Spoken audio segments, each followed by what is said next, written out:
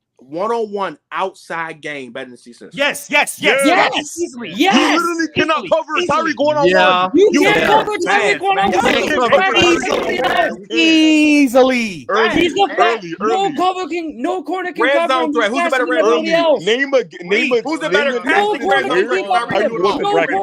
Who's the No better corner in the casting history red of zone football threat? can. Nobody. No corner in the history of football can keep up with him. They Nobody. can. Dion ran 4.22. No, he can't. Dion's not keeping up with him. Bro. 40 times No does not one's matter. keeping up with Okay, let me Tyreek. tell you something. 40 Yeah, times 40 does not times matter don't to matter when it comes Tyreek's to game. football. It don't. 40 times does not matter because in and out of Tyreek's breaks, he's insanely fast. Like, you can be fast straight line and not be able to do that. That's what makes Tyreek a one of a kind.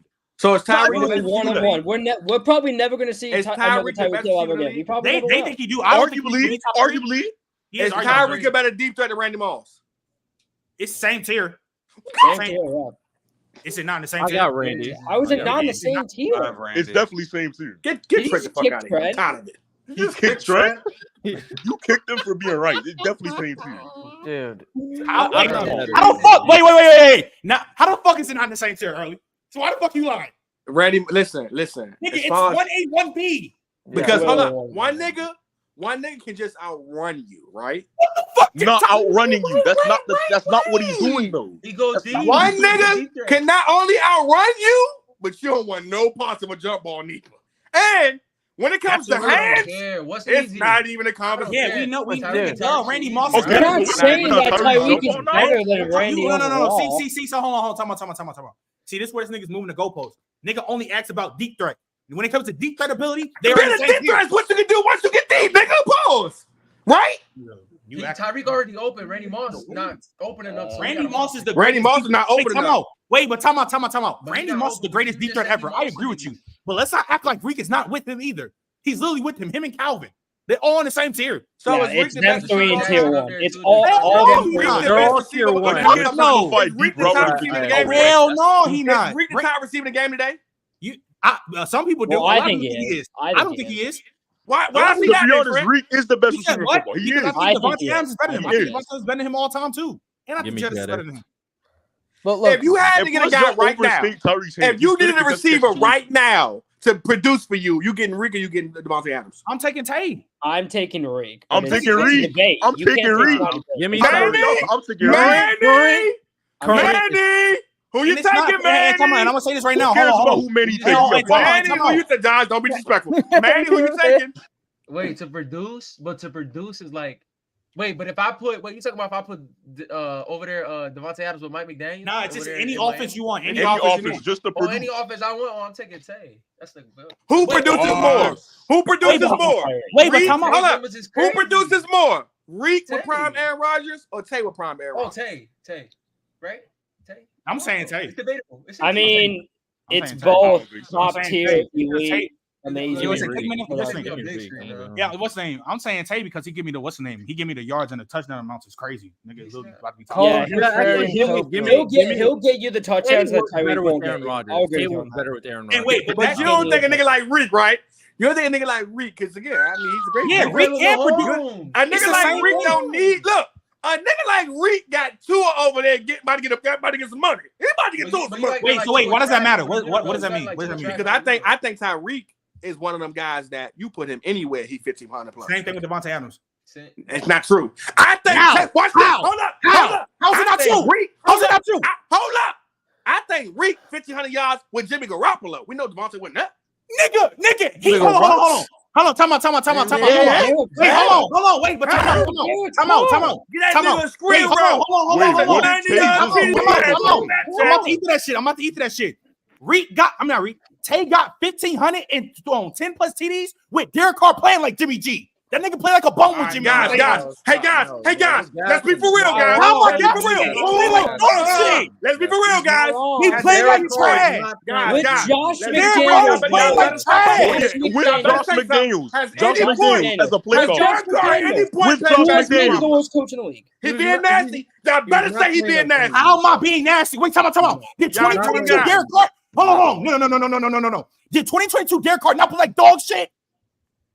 With What Josh are you talking about? Jimmy G Josh bad. He was No, dog shit. Jimmy G Are you couldn't throw saying the anything, ball Mike? over 10 You yards. agree with Why are we this, looking Mike? at Mike? He was dog shit. He was Jimmy not. G You was agree with this? short. You agree Jimmy with G's this, Lonnie? short. You I'm gonna agree say that this Jimmy again. G? I mean, Derek Carr played bad. Jimmy G with 15. Oh, yeah, he you ain't- played like Yeah. fucking Derek Carr shit. was trash. He's played sucked. like No. Everybody knows he sucked. Hold on.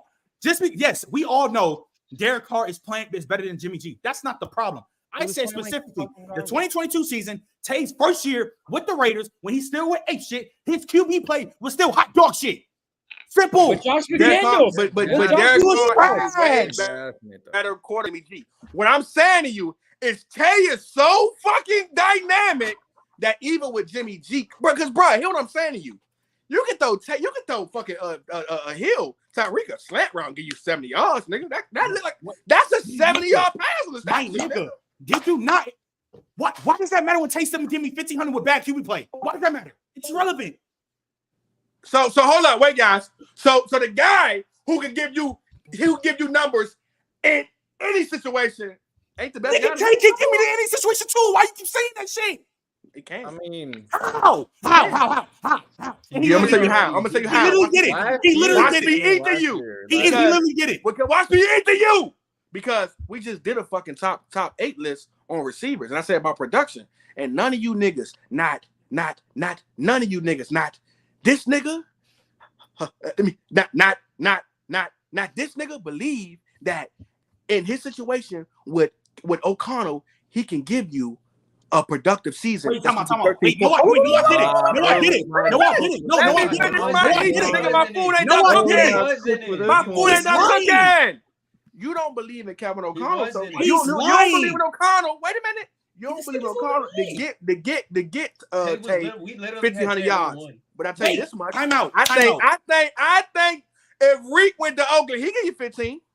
No, time out. Number one, you just lied because I still said Tay was going to be productive. Nigga, the ranking was. But you didn't believe he was going to be a top 8 productive guy. Let me finish. I mean, top 5. No. Nigga, and we're talking about the receiving leaders. Tay is still giving me great production in a bad situation. Now, just because he don't lead the receiving year does not mean he's still not giving me a great production in a bad situation. What the fuck are you talking about? But he's saying give you Tyreek Hill level production. That's the conversation. Nigga, Tua right now is leaps and bounds and way better than the Oakland situation. But that's the conversation Early's trying to have. That if Tua was in, if Tyreek Hill was in the Raiders situation, but when I brought up that's what Early's saying. When I brought up Tay in 2022. Playing with dog shit QB situation, y'all just going off name value. He played like shit. He still went crazy. I know we don't like last year wasn't crazy, and this year y'all don't think he's gonna have that crazy. Early, listen, nigga. Early, listen. Early, listen. You have to get his guy numbers. Stop that shit, man. Wait, come on. So stop doing that. Hold on. Wait. Hold on, wait. I'm about to cook this nigga. I'm about to fry this nigga. Are we forgetting the Raiders game where the guy hold on. Lonnie, I'm about to fry this nigga. Hold on. Wait, got their water numbers. Hold on. Time out. He get his man got numbers. Shut up. Hold on. Time out. So you mean to tell me do that? Wait, so you mean to tell me just because Tay had 1,500 yards and he was playing good, that means Derek Carr wasn't that bad? Right? That's what you're saying? What I'm saying is this. You keep saying dog shit water like this nigga's Trent. Nigga, he was dog shit that year, not his whole career. That year specifically, he sucked. Even I feel like people listen to me, Trent. Even what you think is dog shit, again, Derek Carr is a guy who, if he has a top receiver on his team, can eat with him. I know niggas in the league. Wait, what you saying? I know niggas in the league, like Ryan Tannehill, like Jimmy Garoppolo, who even when they have a dog on their team, can't produce with him. I'm saying Reek's so good, he make them niggas produce with him. Okay, so I got a question for you then. When you always talk about Steve Smith, why do you always talk about he had no quarterbacks to play with when he was getting 1,500, 1,400 yards consistently with Jake Delhomme? And we all know he was a bum. Why do you always bring that up? Because it shows how great of a receiver Steve Smith was. So now it shows how great his receiver is, but not for Tay Adams? He eated you. Because again, you said Derek Carr. Niggas like Andre Johnson, who have nobody in quarterback but still produce. It shows how great they are. That's irrelevant. You can't tell me niggas great when you get a back quarterback. Wait, come on. Hold on, Lonnie. That's irrelevant. You just talked about how Derek Carr gets the ball to his guys. Jake Delhomme, even though we all know he was a fucking bum, he got the ball to Steve Smith, right? Even though he was a bum, right? But we're not comparing Jake Delhomme. No. This is my point. You're trying to talk I would say Jake Delhomme was a Derek Carr type nigga. He went completely fucking off. Our argument right now is that with Reese and Devontae Adams is great as Devontae as a receiver. Great hands, all that shit. I'm saying Reese's productivity is better than Devontae Adams on any fucking team. That doesn't matter. This is the point. This is the point. You glazed. So let me finish. You glazed Steve Smith all the fucking time, talking about, oh, he never had a good quarterback. He never had a good quarterback in this situation. When Jake Delhomme always knew to get the ball to Steve Smith, you can see it multiple times when that was his quarterback. 1,500, 1,400, 1,200, 1,300. Is he obviously not giving him the ball? But we all know Jake Delhomme was ass. My point is, in 2022, when Derek Carr got through with Devontae Adams, even though Derek Carr has good name value, that year specifically, that nigga sucked. But we still know he got 1,500 because of Devontae Adams. The argument, but so you trying to say he can't get 50? He can't get great production. Let's get back to the argument. Crazy because he already did. The argument is this: it's the same argument. If a nigga can go, so if you telling me that I could put Devontae Adams and Tay, and I can send them niggas on a World City tour and put them on every team for the next fucking 30 years with the same, and they don't get older. It's the same production. Prime. The same production. One nigga can do better than the other nigga on every other team. It's the same production. How is he not better? It's the same production. You give Tay a what are you chance talking for about? Mahomes? And you don't even think Tyreek Hill is better than Devontae Adams. So what the fuck are you talking about now? He might go for a 2K. You don't even think Reek is better than Tay Adams. So why are you arguing for Reek? Because I think that what I'm chatting now. Now you're chatting. Because it goes back to this. Y'all talk about how great Tay is, how great Hill is as a receiver, deep threat, all the other shit, right? What I'm saying is this: if y'all hype Reek up that hard, then why don't y'all push Reek to be the guy that's better than everybody in the league? Wait, the leaguers do that. Well, hold on. Let's not act like the top tier receivers are damn near better than 95% of the fucking receivers. Not 95, probably 80% of the wide receivers that's playing in today's game. Justin Jefferson, Tay Adams, Tyreek Hill, they better than damn near 80% of the receivers that's playing in the NFL. Already. Do we think? Hold up, guys. Already. Can we be real? Can we be real? Tay's better than Marvin Harrison. Tay's better than Chris Carter. Tyreek better than Chris Carter. We can have this conversation right now. Devontae Adams right now. Better than Marvin Harrison? Yes. Yes. He is. Tay Adams is a top fucking 8 receiver of all time. You're not naming 7 niggas better than him. So can I ask you something, bro? So are we just doing this in like a box, like prime? Nigga, ain't no box, nigga. It ain't no box. We talking about who's the better receiver. Tyreek, Jettis, and Tay are better than 80% of the receivers that already. So you know Marvin Harrison is top like 5 and everything, right? Okay, so is Larry Fitzgerald. Does that mean he top 2? Larry Fitzgerald is the top 5 receiver all time. I don't know why we actually. He's not top 2. He's not top 2. That's not the point. He's not top 2. He's not top 2 though. My thing is this: with a nigga like Marvin Harrison, and we talking about toe for toe, right? With him with Tay, right? My biggest thing is this: the only thing that separates way better routes. Let's talk about it. He runs way better routes than Marvin Harrison. Wait, runs way better routes than that nigga. Way better. How about the overrate Marvin Harrison on the route? We can talk about that shit right now. Runs way better routes. Trent. Even if I agree, and Tay is a top 5 red zone receiver of all time. So what are we talking about now? Even if I agree, Trent, that he's a top. He's better route running than Marvin Harrison. Way better. Why do you do this thing when you say way better, bro? I'm not gonna lie, bro. This is one thing we got to stop talking about Marvin Harrison like he's on this top 5 route runners of all time. He's not. He's not even close. Let's stop. If Marvin Harrison isn't I'm not okay. Because he was the best at their time. I want to be the best at the time, right? But if Marvin Harrison is one of the best route runners in the game, right? He's not top 10. One of the best in the game in general, right? He's not top 10. How is Marvin Harrison so good now? What do you mean? Just nigga like Marvin Harrison. What was Marvin Harrison doing? Hold on. What was Marvin Harrison doing, Trent, to be so great? I'm answering your question. I'm not saying Marvin Harrison's a shit route runner, but we're talking about the GOATs, the best, the top 10, the top 5 are the route runners. He is not in that conversation. Yes, he was great for his time, and he is an all-time great receiver, and he was great, period. But just because you are one of the best of his time doesn't automatically put you in the top of 10 of route runners of all time. So you saying right now, Devontae Adams is a better receiver than he's a better all-time receiver than Marvin Harrison. He's better than him, period. Better than him. He's better than him. Julio better than Marvin Harrison. He better than these niggas. Yes. AB better than Marvin Harrison. Yes. And Julio dead. Why the fuck are y'all so quiet, man? So who want to debate it? We can do it right now. Who want to debate it? Because I agree. Devontae Adams is like. Let's talk about it, nigga. Let's talk about it. Julio is better than fucking. He's way better than Marvin Harrison. Yes. Way better than that nigga. You don't. We're not about to do Julio. I'm not talking about the biggest. Trent, here's what's so crazy, Trent. You think Antonio Brown's better? And we talk about this physical attribute. Then bro, the nigga was this is 6'3", 6'4" demon. This is another thing. He was a 6'3", 6'4" demon, right? But do you realize that Julio Jones' career is over with, and his numbers don't even compete with fucking Marvin Harrison? So how's he better than Marvin Harrison? Time out. Marvin Harrison got paid his fucking Manning. Here's another thing he does, Lonnie. He always brings up physically talented. I'm talking about what does a nigga do better than the other? Julio has better hands. He clears as a contested catcher. He runs better routes. He has way better yak. He's Julio a better defense. What is the conversation in early? What is the conversation? Julio don't catch Okay, better that's than one Harrison, bro. thing. Look, He don't Marvin catch better than Harrison He doesn't do catch He doesn't better than catch better. anything. Oh, what are you talking about? You blind, bro. You blind, gang. Are we talking about the same Julio? He does nothing better than Devontae Adams, Marvin Harrison. We think, dog. Did we? Marvin Harrison is the all-time great, but like I watched Marvin Harrison, bro. You got nostalgia, bro. But he also at the same time he also watched him with Peyton Manning. You can catch the traffic, and that again, catch the traffic. It helped when you physical. It does help though. It help. Other than niggas like Trevor Brown, because he was small, but he was still great in traffic. Like it helps though. Being that physical helps too, right? But we talking about just hands, bro. Like we talking about catching the ball out anywhere on the field. That's one. Wait, hold on. If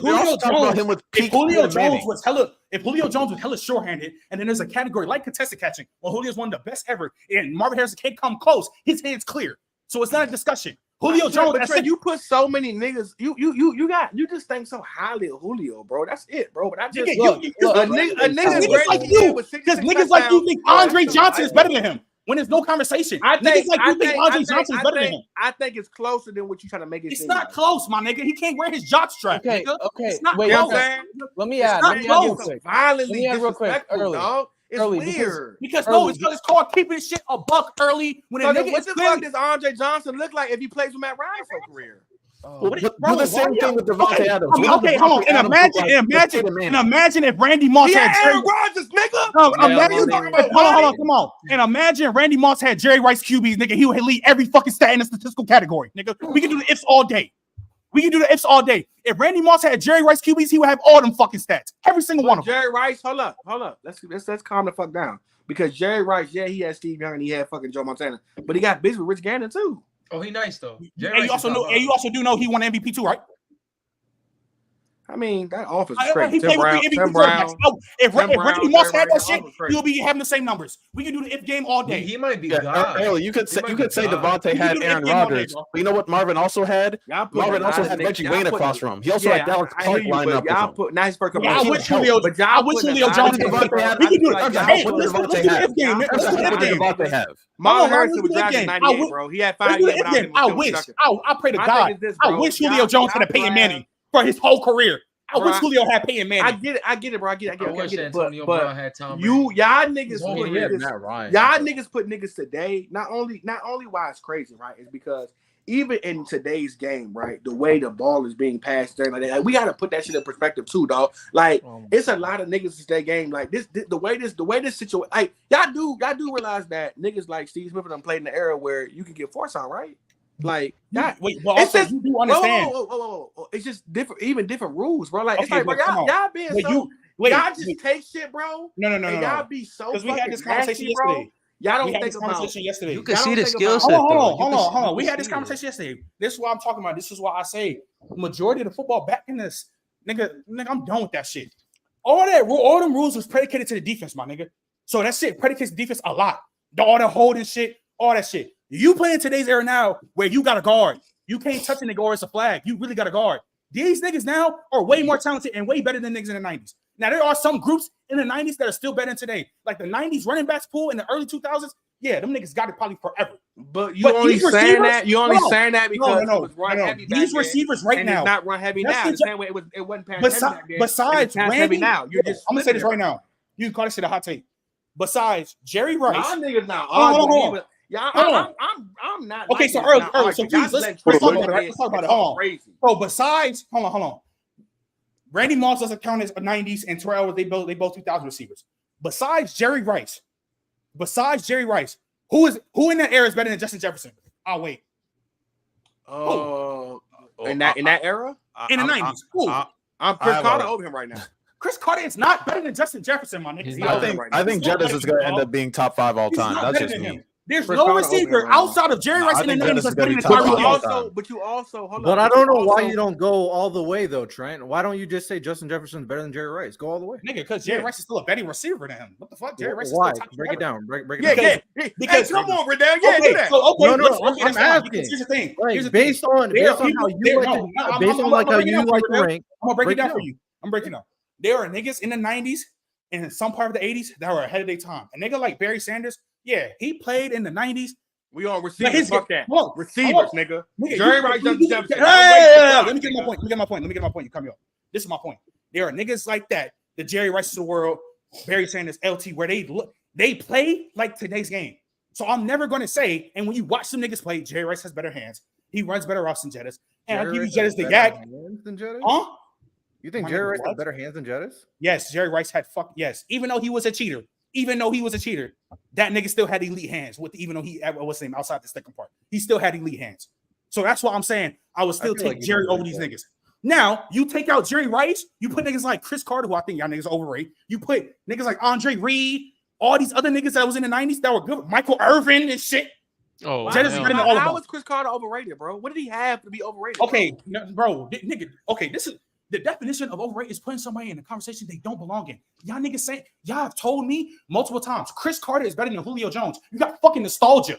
That's fucking nostalgia. And you gotta say with a straight face, dead ass serious, that Chris Carter is a better receiver than Julio Jones, bro. If you're gonna better hands, face, he ain't faster. Nigga. Better route runner than Julio Jones. Way better red zone route runner. He's more productive than Julio Jones. And this is why. And hold does he run better than Julio? What are you talking about? Ronnie, wait. Come on. It proves my point. It proves my point of these old ass niggas trying to overrate their childhood favorite. Hands don't give the Chris Carter every day. Y'all overrating these niggas. Hands don't give it Y'all overrating these niggas. Bro, Chris Carter is not better than Julio Jones in no aspect. But I'll give you hands. I'll give you hands. Bro. Look, I honestly, Julio Jones is not better than Chris Carter all the time, bro. Honestly, Chris Carter's not top 10. Antonio Brown? Is it Antonio Brown? Antonio Brown is way better than Chris Carter. Can't hold him in the top. I'll give you Antonio Brown. Look, honestly, early, wait. For a good 7 years, man, if he didn't fuck up, he was going to be top 3 all time. Early. Even a guy like Larry Fitzgerald. He's top 5. Larry Fitzgerald was shit, man. Early. If Chris Carter would be I just do relative to era. and didn't lie, he would say Julio Jones is a better player than him. He would. Julio Jones is better than Chris Carter easily. It's not a close. He does everything better. That debate ended in 2015. That shit is over with. Julio Jones is clearly better than Chris Carter. Niggas don't want to keep it up. Just from a stat standpoint, can we put up like their 3 best seasons? Like you don't want to keep it up. Next subject, I'm over it because y'all niggas, let's talk about it. I feel like we're being on some real shit. I feel like a lot of niggas on here are being really quiet and because I get it. Y'all hold up, wait a minute, Trent. Let me talk, Trent. Y'all niggas ain't seen I don't necessarily disagree with a lot of y'all niggas ain't seen shit. I get it, bro. Y'all niggas ain't real fans of the game. Well, y'all watch it, so y'all not early. Let the nigga trample over nigga Chris Carter ain't even a early. If they would have disagreed, early. This is how I disagree. If I disagree, if they would have disagreed, they would say something early. But they all early. This is how I'll put it because at this point I don't really have a strong opinion because I understand because I've debated, talked with these guys a lot. They just rank things differently. They go skill by skill. And if you go skill by skill, of course the newer generation is going to be better. So I actually agree there. I mean, that's just the evolution of the game. I don't usually like to do all-time rankings. But what Trent do is this. Even if it's better than him, they do it by that, then what Trent do is leaps and bounds. Can't hold his jockstrap. That's okay, bro. I mean, he exaggerated. I would love for you to bump it up early and just say you couldn't hold a nigga jockstrap to his face. You act like I haven't. You act like I've never had an argument. Hold on. Early. I've had it before. No, because I'm about to dead that, bro. Early, you literally just told up here. You literally just said that Josh Allen earlier was pussy. You literally said every quarterback. No, I want you to go to Josh Allen talking about he pussy. Like, come on, bro. I think he pussy. I do think he pussy. Yeah, like, bro, you're just making what? Look. So you just saying shit then? I think, in all honesty, I think that. I mean, hold up, y'all watched me when Terrence came on here. I told him his fucking brother was over. I don't give a fuck about that. I'll be outside. Hey, hold on. Early. Here's my thing. You got your shit off, right? Here's my thing. Okay, I might be it saying pussy. I'm getting takes. I'm getting clicks. Cool. Saying Josh Allen's pussy. That's a little disrespectful. He's a 6'5", 250-pound grown-ass athlete. That's disrespectful. I would have to literally do something to him. I won't say on the stream because I don't want to get banned. But I would tell Josh Allen to his fucking face, you play scared when you play Patrick and then you would die. Then he would beat your ass. I would not say anything to a professional athlete. I have no room to say anything. Well, hold up. I'll say what I think is true. Let's get something clear. Well, he's gonna get mad at me for it. If Josh Allen lays a finger on me, if Josh Allen lays a finger on me, open field is up. If Josh Allen lays a finger on me, hey fellas, it's payday, fellas. Hey fellas, send the cash checks. Send the PayPals. We on the way, okay? So that's that one. lawsuit going to be crazy. Two, calling Josh Allen this is some real Probably shit. gained And 100,000 Trent, hold up. subscribers This is just some from real that. shit. And Trent, you fucking know this, Trent. What you say on here, it does outspan out there. And what's gonna happen is this. Again, I have a relationship with a Terrell Owens. I have a relationship with a Torrey Smith. I have a relationship with a Stephon Diggs. Niggas like I had to have the conversation with fucking Lamar and his people, because I'm a nigga who owns property in Baltimore, to say, bro, why you going so hard on him? Niggas do this whole, you got checked. No, bro, I'm really certified where I'm from. Ain't nobody touching me. Just me touching me. Could I say something? Take about sports? No. But when you sit down with a nigga, you have a conversation with him, you go, you know what? I won't give you such a hard time because I see a situation, I see what's against you, right? A nigga like Josh Allen, I'm not afraid for a take to go on me saying that, bro, you play scared. You play scared. Lamar Jackson played scared last year versus Patrick Mahomes. A lot of y'all niggas, when y'all get up against them and the ball's in y'all hands, y'all can beat them, y'all play scared. One of the few niggas that didn't play scared with Joe Burrow. I will say that. My biggest thing is that when you say a nigga is leaps and bounds, or a nigga's like, look, bro, listen, you can say a nigga better than a nigga, right? But damn, he's not close, huh? He's not close. But even with that though, Trent, he not close. Like when a nigga not close, and this is why I got to be a stat merchant now.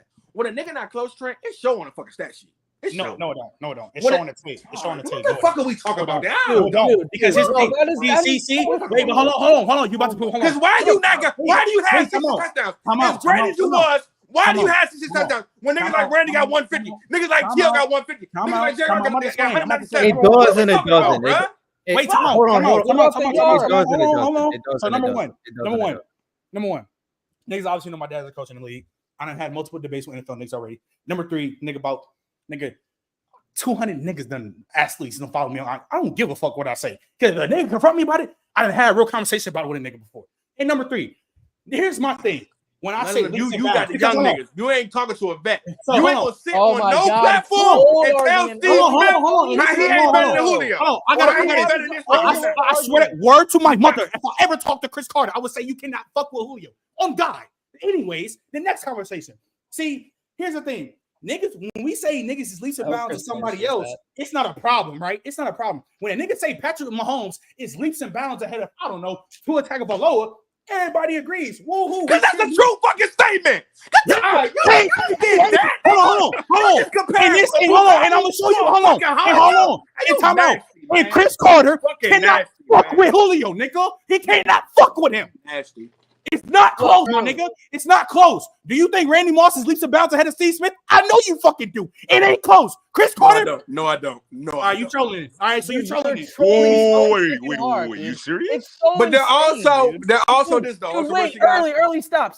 You're talking about Julio Jones is literally top 5 most dominant receiver of this century. Yeah, niggas talk about AB 7 years, Julio 7 years, Julio. What are you fucking talking about, bro? Yeah, I don't know what he's more at his peak. He is so much better than Chris Carter. You know what's the crazy part is? Niggas talking about AB stretch and just forget Julio Jones was doing the same shit. Hey, before Cooper Cup had Julio had his hold on. Julio is the worst version of his type of receiver. He's the worst version. Anyways, he's Chad. Calvin Johnson. Okay, now who else? Terrell Owens. Randy Moss. You name it 3 top 5 niggas. Keep going. Now keep going. Other than them 3, Larry Fitzgerald. They're not the same type of receiver. If you think they're the same type, you just I don't know. Wait. Physical. I mean, they're not the same type. But physical presence. Larry Fitz can't run like Julio. They're not the same. Nigga, Julio's a 1-of-1 type of build, nigga. He's a 1-of-1. It's not a lot of niggas built like Julio, running like Julio. Bro. It's different, bro. Like what are we? Guys. So it's great. What guys? So as great as Julio was, right? And let Trent tell it. Why the fuck does Julio only have 400 injuries early? He said because of injuries. I don't give a fuck about none of that. So you don't care about injuries? You don't care about injuries? Okay, injuries. I don't. Okay, injuries. That's every nigga in the history who got injured, he ain't there. So don't tell me now he got injured. Wait, but hold on. But time out. Your body broke down and you pussy. Wait, but time out though. Wait, time out though.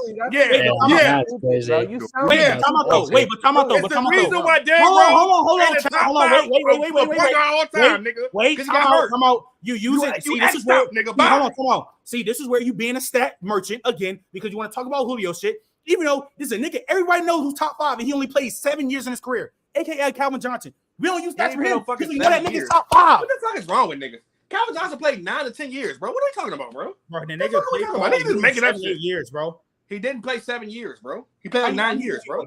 How many And listen, Calvin Johnson, how many played when he was hold up, good? wait a minute. And that's my thing, though. Let's now, see how when many you talk about Calvin Johnson, that's what I'm saying. And this is played what I mean. eight. What the fuck you talking about, bro? Calvin Johnson played 8 years. Because do any of us think One, two. Matt Ryan played had a eight. worse He played situation eight. than Matthew Stafford? You're cooked. You said what? Does anybody think Matt Ryan has a worse situation than Matthew Stafford in his career? Their first 10 years? Or Why does that matter? This is why it matters, because as great as Julio is, why didn't he produce like Calvin Johnson? He literally did. The fuck are you talking about? He did. You sound dumb. He didn't. You literally He sound didn't. dumb. Are you saying Chris Carter? You sound dumb early. You sound dumb. He did. You sound Go dumb. look at Julio's did. numbers. Go look at You literally Julio's sound numbers. dumb. Go Go look back. at I got Chris Carter's stats right here. Hold on. Hey, run him. Hey, run him. No, ain't no timeout. Run the stats first. You Run yes. the stats. You got your shit. So his bet, Chris Carter's He best has like season. 6 straight. 19 let's run it. No. Hold on. Chris Carter, nigga. Calvin Johnson and Julio. Come on. Okay, hold on. Wait, come on. Let's run it, right? Calvin Johnson and Julio. Okay, hold on. Wait, hold on. Give me Since the you got read these the total stats yards, off right? to me. Read Okay, the hold on. Read Hold on. those yards every year. Come on. Yeah. Right. Chris Hold on. Carter's up. Are you hold on. So we talking about Calvin total or Johnson. are we talking about total or per season? So what we talking about now? We're talking about total. We're talking about that 9 years. Total, right? Julio Jones. Julio Jones. Total has 13,000 receiving yards. Yes, sir. Calvin only has 11,000. So what do you mean he didn't produce like him? You know who has 13? You know who He has did. 13,000? Hold on. Okay, wait. How he didn't produce How like many him? games did Calvin Johnson play? I thought you don't give a fuck about that. He retired early. Oh well, his body broke down. Oh well. How many games did You Calvin not Johnson say that. play? Oh I'm asking well. you a question. How many games 135. did There's Calvin like a Johnson 30 play? game difference. There's like a 30 It's a game 30 game difference. difference. Okay. Oh well, his body broke down right early. Oh well.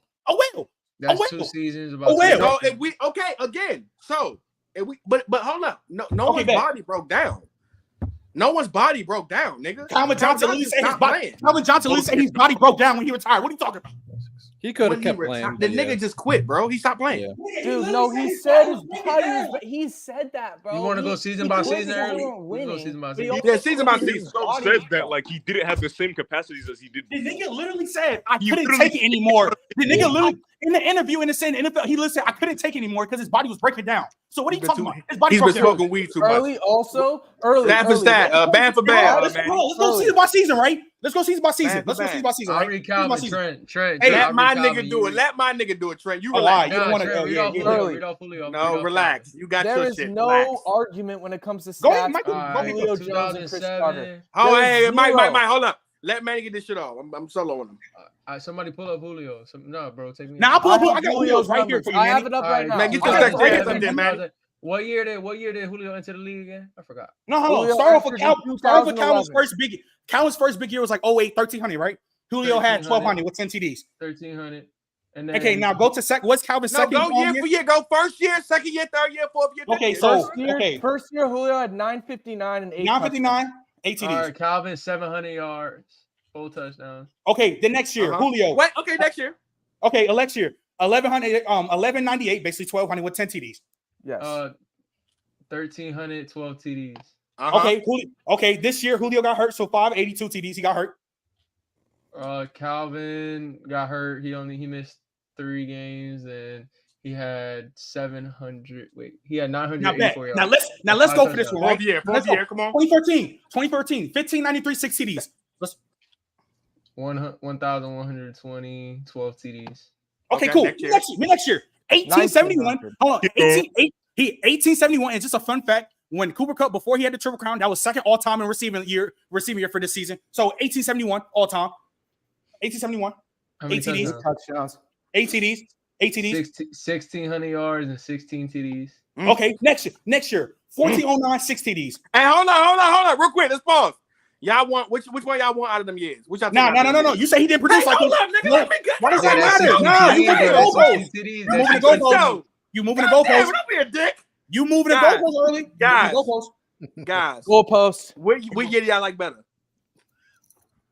It's comparable. It doesn't matter to me. Keep moving the goalposts, y'all. Let's keep going. Let's keep going, man. All right, go. Wait, go. those are in 8-year spans, right? Early. No, hold on. We gonna keep going. Wait, keep going. Okay. It doesn't Hold on. matter early because but nobody come on, said. Wait, Trent, hold on one second. Wait, are those both in 8-year spans? No, I'm going Julio's whole career. 4 years so far. 4 years. It's a 4th year. It's Julio's whole career. The next year, man, 2017, 14, 44, 3 TDs. 1960. That's what he had to broke. Yep. TDs. Okay. Now, what? You gotta gloss over that, nigga. What you mean? Wait, hold on. Did you hold on? Wait, hold on. See, that's why I like when you do that early. God, 1,964 yards. One more time, man. I couldn't hear you. 1,964 yards. Hey, but hold on. Did How many also- TDs? He just had 1878. He Yeah, just right? had 1878 the year before. Hey, hold on, Mike. Hold on. But when I said Julio had 1871 ATDs, you just glossed over that. So that matches.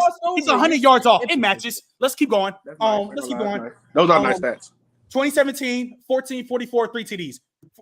18, 19, and then 1,077 ATDs. The next year, 16, 77, 8 TDs, right? Mm-hmm. What's the next one? 12, 14, 9 TDs. And that's it. And then his last really good season, 1394, basically 14 on it. He's 4 yards off and 6 How many TDs. Calvin got all the time? 83. How many TDs? 66, right? Yeah. God damn it, Mike. Damn, God damn it, Mike. Yeah, but hold on. Wait, hold on though. He said, but Riddell though, he said he didn't produce like Calvin. We just went through this shit. He just fucking lied. Yeah, I don't want to go that far early. I feel like he just lied. Maybe he said was cap. Maybe if you said that Calvin had the best season compared to early. for sure. And nobody argued that. Nobody argued that Julio Jones produced more than Calvin Johnson. So do we have Julio over Calvin? Wait, early. But you proved my point.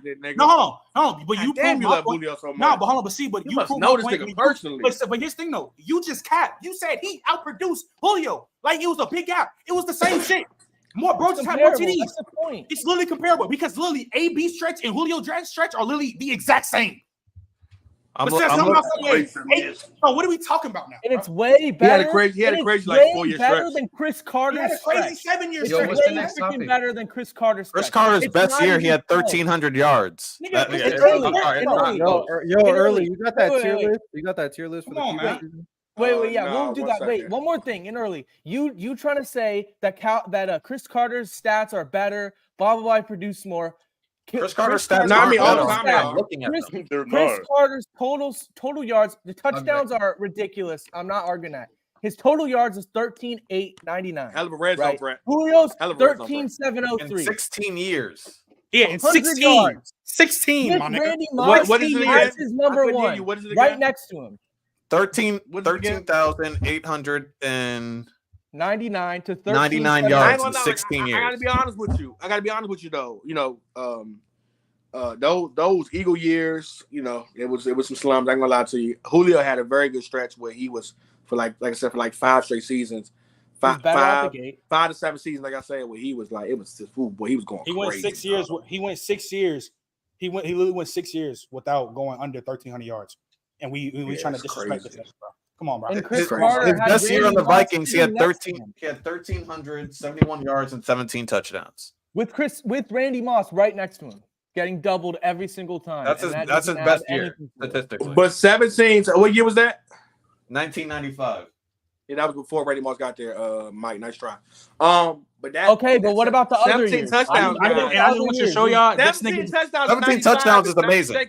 Trent, can we admit that? Yeah, it's amazing. For sure, that's amazing. But going 1871 too, give me 17 TDs too. I'll take that over to 17.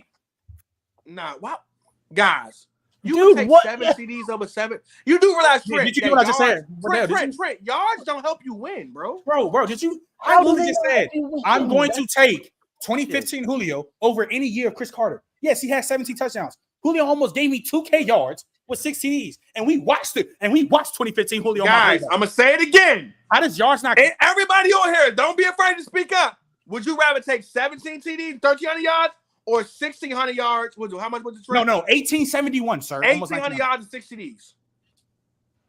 What was the touchdowns for Chris Carter? 17. He had a lot. He had a lot. Touchdowns. Oh, this is an interesting. 10 more touchdowns is a lot. That's close. 17 touchdown is Wait, That's what I'm saying. Like, okay, so okay, y'all, so early. Are you also taking one helps you win? Just so you can just helps your stats. Okay, early. I want you to be consistent. So that means you're for sure taking Devontae Adams' 2020 season over Julio's, then, right? Of 2015, for sure, right? What was it again? Give me running the 1,318 TDs. So you gonna take Taser, right? Oh, most definitely 18 TDs. Okay, yeah, okay, yeah. But I think Devontae Adams better than Julio Jones. And they both way better than Chris Carter. Talk about it. God damn, why I gotta be Wade? Trey, why you gotta say Wade? Because Julio Jones is way better than Chris Carter. He's your father on here one day. I know he likes to talk like that. Nigga, I argue my dad's I don't see nothing when it comes to sports. I've been arguing with my dad since I was 5, since like a little ass kid, bro. I'll keep the same energy, bro. That's okay, let's go to the tier list. We ran this dry. I gotta pull it up. I can't. I'm on my phone right now. Hold on one second, Riddell. Do you have it, Riddell? I have it. I don't have it. I don't have it now. Let me send it to you. Lonnie, why your ass don't have a login jump, man? That's a good question. I asked about it a few weeks ago. All right, well, let me send it to you. Yeah, you have to ask random. I don't remember the login stuff, to be honest. Yeah, I got it. Contrarian Cofield back at it again. Who? I said Contrarian Cofield back at it again. Contrarian Cofield. Any other crazy news in the NFL recently? I was gonna say real quick. Is it crazy that I think that Jettis is gonna end up being top 10 all time, if not higher? I don't think so. I feel like all these receivers are going to surpass the older receivers. I mean, that's just the evolution of the game. Hey, you know why, Riddell? Because they're better than them. Oh, if you listen, yeah, that's what I mean. That shouldn't be a controversial thing. Like when you watch the older generation and you train since you're 4 years old to be an NFL player, like of course you're. This is dead ass like saying Michael Irvin is better than Justin Jefferson. Nah, but you naming niggas who don't compare. Wait, hold on. But Michael Irvin in the 90s went crazy. Michael Irvin in the 90s went fucking insane. Michael Irvin. You ask any early. Michael Irvin was one of the best receivers of all time. He was just very physical. I give him that. He was very physical, but early. If you ask any old player that played in the 80s and the 90s, they will say that the players in today's game are more skilled than them. Literally, any of them will say that's not true because old heads are hard-headed. They be lying sometimes. But a lot of them they think I don't. Yeah, I think old heads. I don't like to use that term, but like the older generation definitely thinks they're better than. Here's my biggest thing that bothers me though. This is the biggest thing that bothers me. This is really that bothers me is that I can admit a nigga's better than a nigga, yes, but I also can admit that when we talk about technology, when we talk about like what the game has become, like I can also admit too that also helps out because. If you in a situation where you have less to worry about too as a receiver, then you also it's also like for instance, a nigga like Randy Moss, if he stepped into today's game as a rookie, the last 2 or 3 years will go he would go even crazier than he went. Yeah, if a nigga like T.O. coming to today's game, he would be so overly physical. Like again, like nobody like he would be so like y'all think AJ Brown is good. T.O. would murder. Hey, but early though, T.O.'s the best receiver I've ever seen. But here's the thing though. Here's the thing though. And this is where I had this conversation yesterday. Larry Fitzgerald too. Like, look. You're talking about. You're talking about guys that would translate in today's game. There are guys who are dogs in the 90s and the 80s that was not translating in today's game. Okay, but I'm saying, does Larry translate? Yes, because he played in this era. Yeah. Does Andre Johnson translate? Yes. Yeah. Does Steve Smith I think translate? most people from 2000. I think everybody from the 2000s Chris Carter translate? Yeah, he does. I mean, he does, but he doesn't get the same leash. But he's not gonna be the same receiver. He's not gonna get the same leash. He's not elite. Does Tim Brown translate? Yeah, you can say he do. Yeah, you can say. Does Jimmy Smith translate? No. All right. Tier list. He was mad consistent for the time, but no, I'm not moving. I mean, at the end of the day, early, I like to do relative to era greatness and best. I think that's a better way to do it. But if you're doing like in a vacuum, the newer generation is going to be better. And I agree with Trent. The only argument that's more interesting, that's probably never going to change, is running backs because of the way the running backs are used today. It's really hard for running backs to be better. So let me get my laptop real quick. All right. So here we got the best season quarterback NFL history tier maker. I don't know who made this tier list. Well, we're basically going to rank these seasons on how good we think top being goated, bottom being trash. I mean, these are some of the better seasons, so I don't know if any of them is going to be trash. I don't think that works. But yeah, I'm just going to say I'm just overhyped. I don't think overhyped. That's a good one. That's a good word. Overhyped. I like that because I don't know how any of them are going to be trash. Yeah, they're not going to be trash. Yeah. All right. So first one here is 2007 Tom Brady, and I guess I'm going to ask everybody now. Okay. Hold on. I'm going to ask everybody now. Do you guys want to use the playoffs or don't you? We can make a democracy. No, don't use playoffs. No, season. No, don't use playoffs. It's season. I want to use playoffs, but most of y'all don't want to use playoffs. It's season. It's season. Just in general, season. Season. And yes, because honestly though, regular if a nigga had a good playoff run too, yes, that adds to it. Honestly, because even with Tom Brady, bro, he didn't win the Super Bowl, but he lost Super Bowl. But nigga, come on now, what we talking about? Even on the way to the Super Bowl, I think it's historic. Wait, so early, you're using playoffs? You want to use playoffs? I'm using all. So Trent doesn't want to use playoffs. Manny, what do you want to do? I mean, are there MVP seasons? Are these MVP? I don't know. No, they're just historic. I would say because I don't think because he went. Bro, yeah, they are, nigga. This is an MVP season with Tom Brady. That Peyton Manning season was MVP season. No nigga has thrown 45 plus touchdowns and not won MVP, guys. I would use playoffs. I don't think it's MVP seasons. I would use playoffs, but it's up to you guys. Okay, so two don't want to use playoffs. I don't care. He still got to the Super Bowl. Yeah, Manny, what do you want to do? Playoffs or no playoffs? Playoffs. Well, I say that because I don't give a fuck how great you was in the regular season if it didn't translate to the playoffs too. Like that matters, dog. I would say it has to be factored in because quarterback is the most important position when it comes to winning. Like all right, compared to receivers, it would be a little bit different. Well, all right, looks like majority all time, and we're not talking about who the greatest of all. We're talking about the best seasons of all time. Yeah. How about this, then, Trent? How about this, Trent? Let's do this, then, Trent. Let's do this, then. We can do regular, just going through. Yes, you're right. It ain't got to be complete playoffs. But once we start going toe to toe with the best ones, we got something got to push them over the top. You know what I mean? Yeah, but wouldn't you say some of these guys they're gonna put in the GOATs, they're just their regular season performance already going to be a separate. Can we also get somebody in here, Mike? Can you get on are you by your laptop? Yeah, I'm on it right now. Do this for me too. As we go through the guides too, pull up that season in particular so we can run them stats down too. I got it. So 07 Brady, I got to go to point blank. I know he got 50 TDs. If that team wins, literally that's the greatest team of all time, and no one argues it. No one argues. So we're not doing playoffs. So let's be very clear. No playoffs. No playoffs. No playoffs. Wait, we are or we're not? I guess we're not. We're not. All right. 2007 Brady. I agree. Goated. Yeah, I'll say goated, but what I will say is what doesn't get talked about. Through the first 10 games, Brady had 38-3 when it comes to touchdown and interception ratio. The last 6 games, 18-7. Still goated, but that 10-game stretch is probably the best stretch of all time. All right, talk to me, Mike. Run them numbers down. I got one better. Talk to me. Run them numbers down, Mike. So, completion percentage, 69%. Yards, 4,800. Touchdowns, 50. Interceptions, 8. Tom Brady.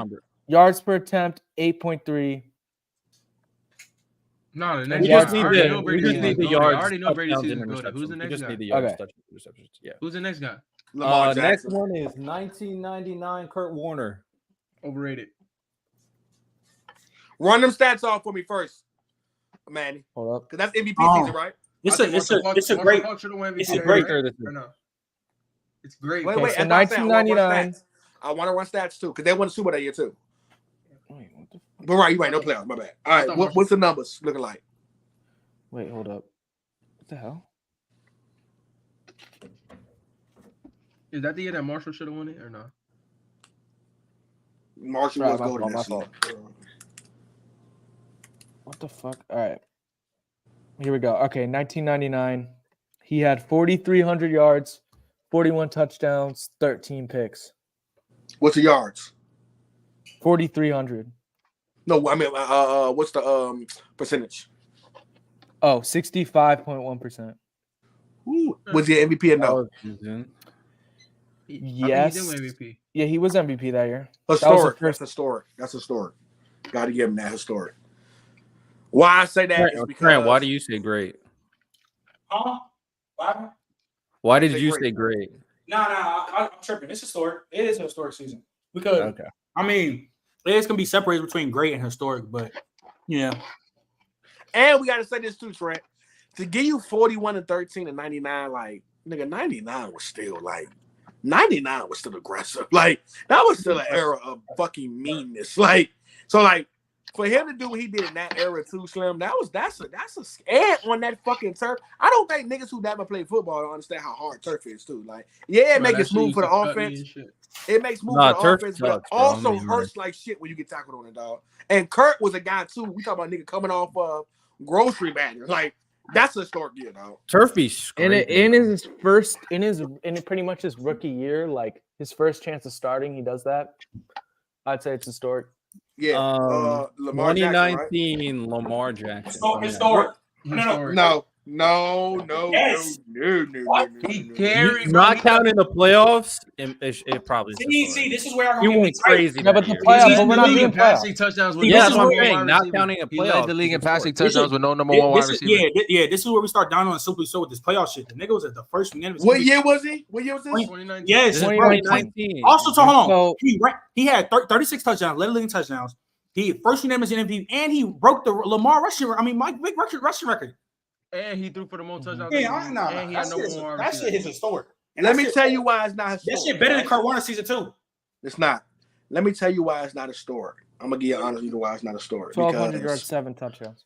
Because one of the biggest things that I look at for Lamar that year was yes, he was 36-6, very respectable, right? Great. No number one wide receiver. But the biggest thing with Lamar is he was very good with his legs that year.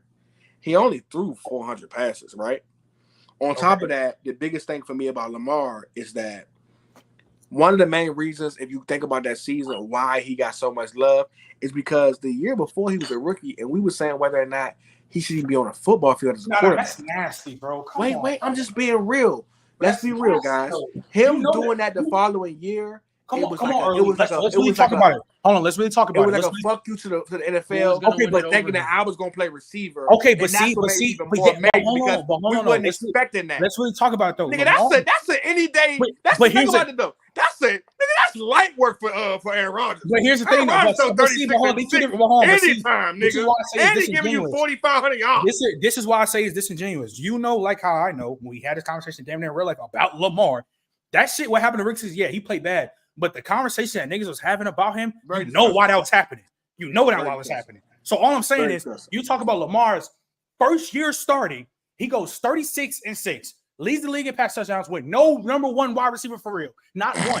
The offensive help was not good. They went 14-2, and he's the first unanimous MVP. If you cannot tell me that's not historic, come on, dog. And if you want to play the I think it's great. But all I'm saying is, early, you love doing it.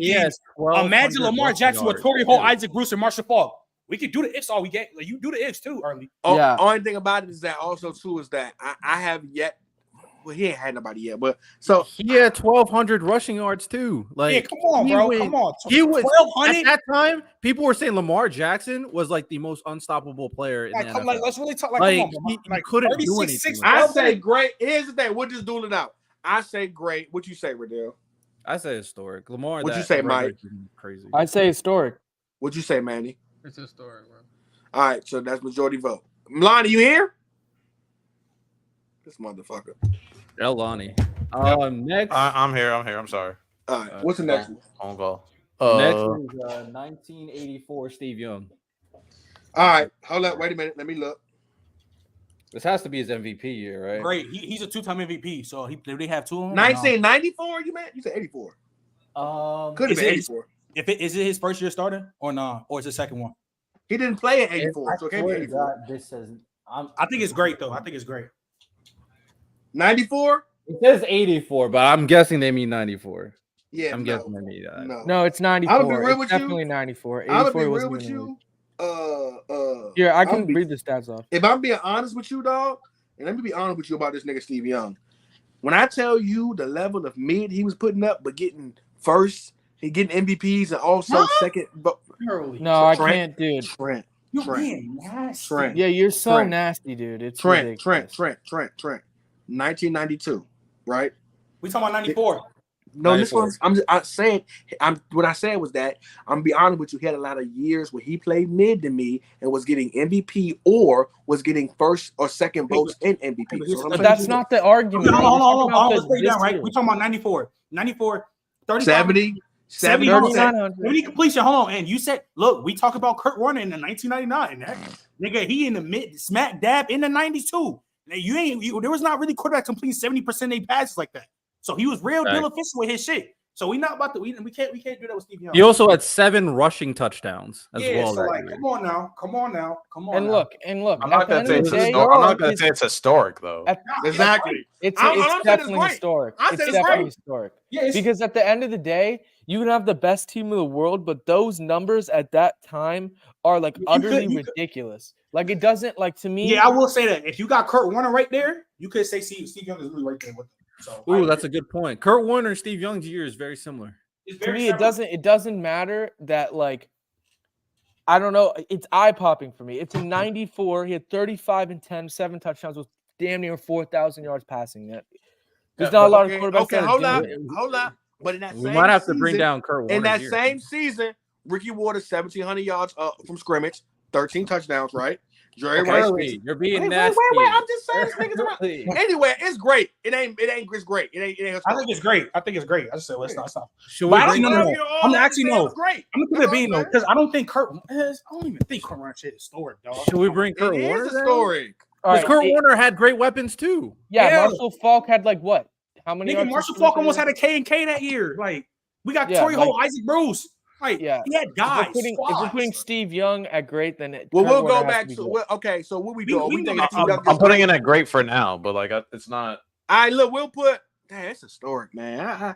I'm not putting Steve Young as historic, dude. It's the same shit, dude. It's the same. It's great. It's great for its era, but it's not great all time. So, all right, we'll go 42 total touchdowns and 70% completion. Let's put Kurt Warner great for right now. I mean, these are some of the greatest seasons of all time. So, like, we gotta nitpick. Yeah, because I also want to separate what's historic and what's not. Okay. So go ahead. All right. Next is 2016 Matt Ryan and Leslie. We want to talk about the great. I agree. Great. Yeah, I don't see how this could be historic.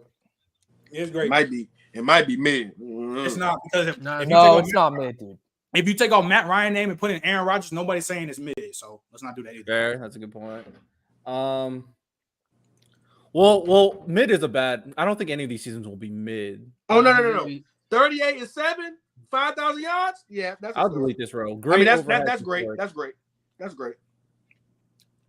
Okay. If they had Lamar's season this past season, I'd have put it there. That's it. Mid. Yeah. Lamar this season mid. Come on. No, bullshit.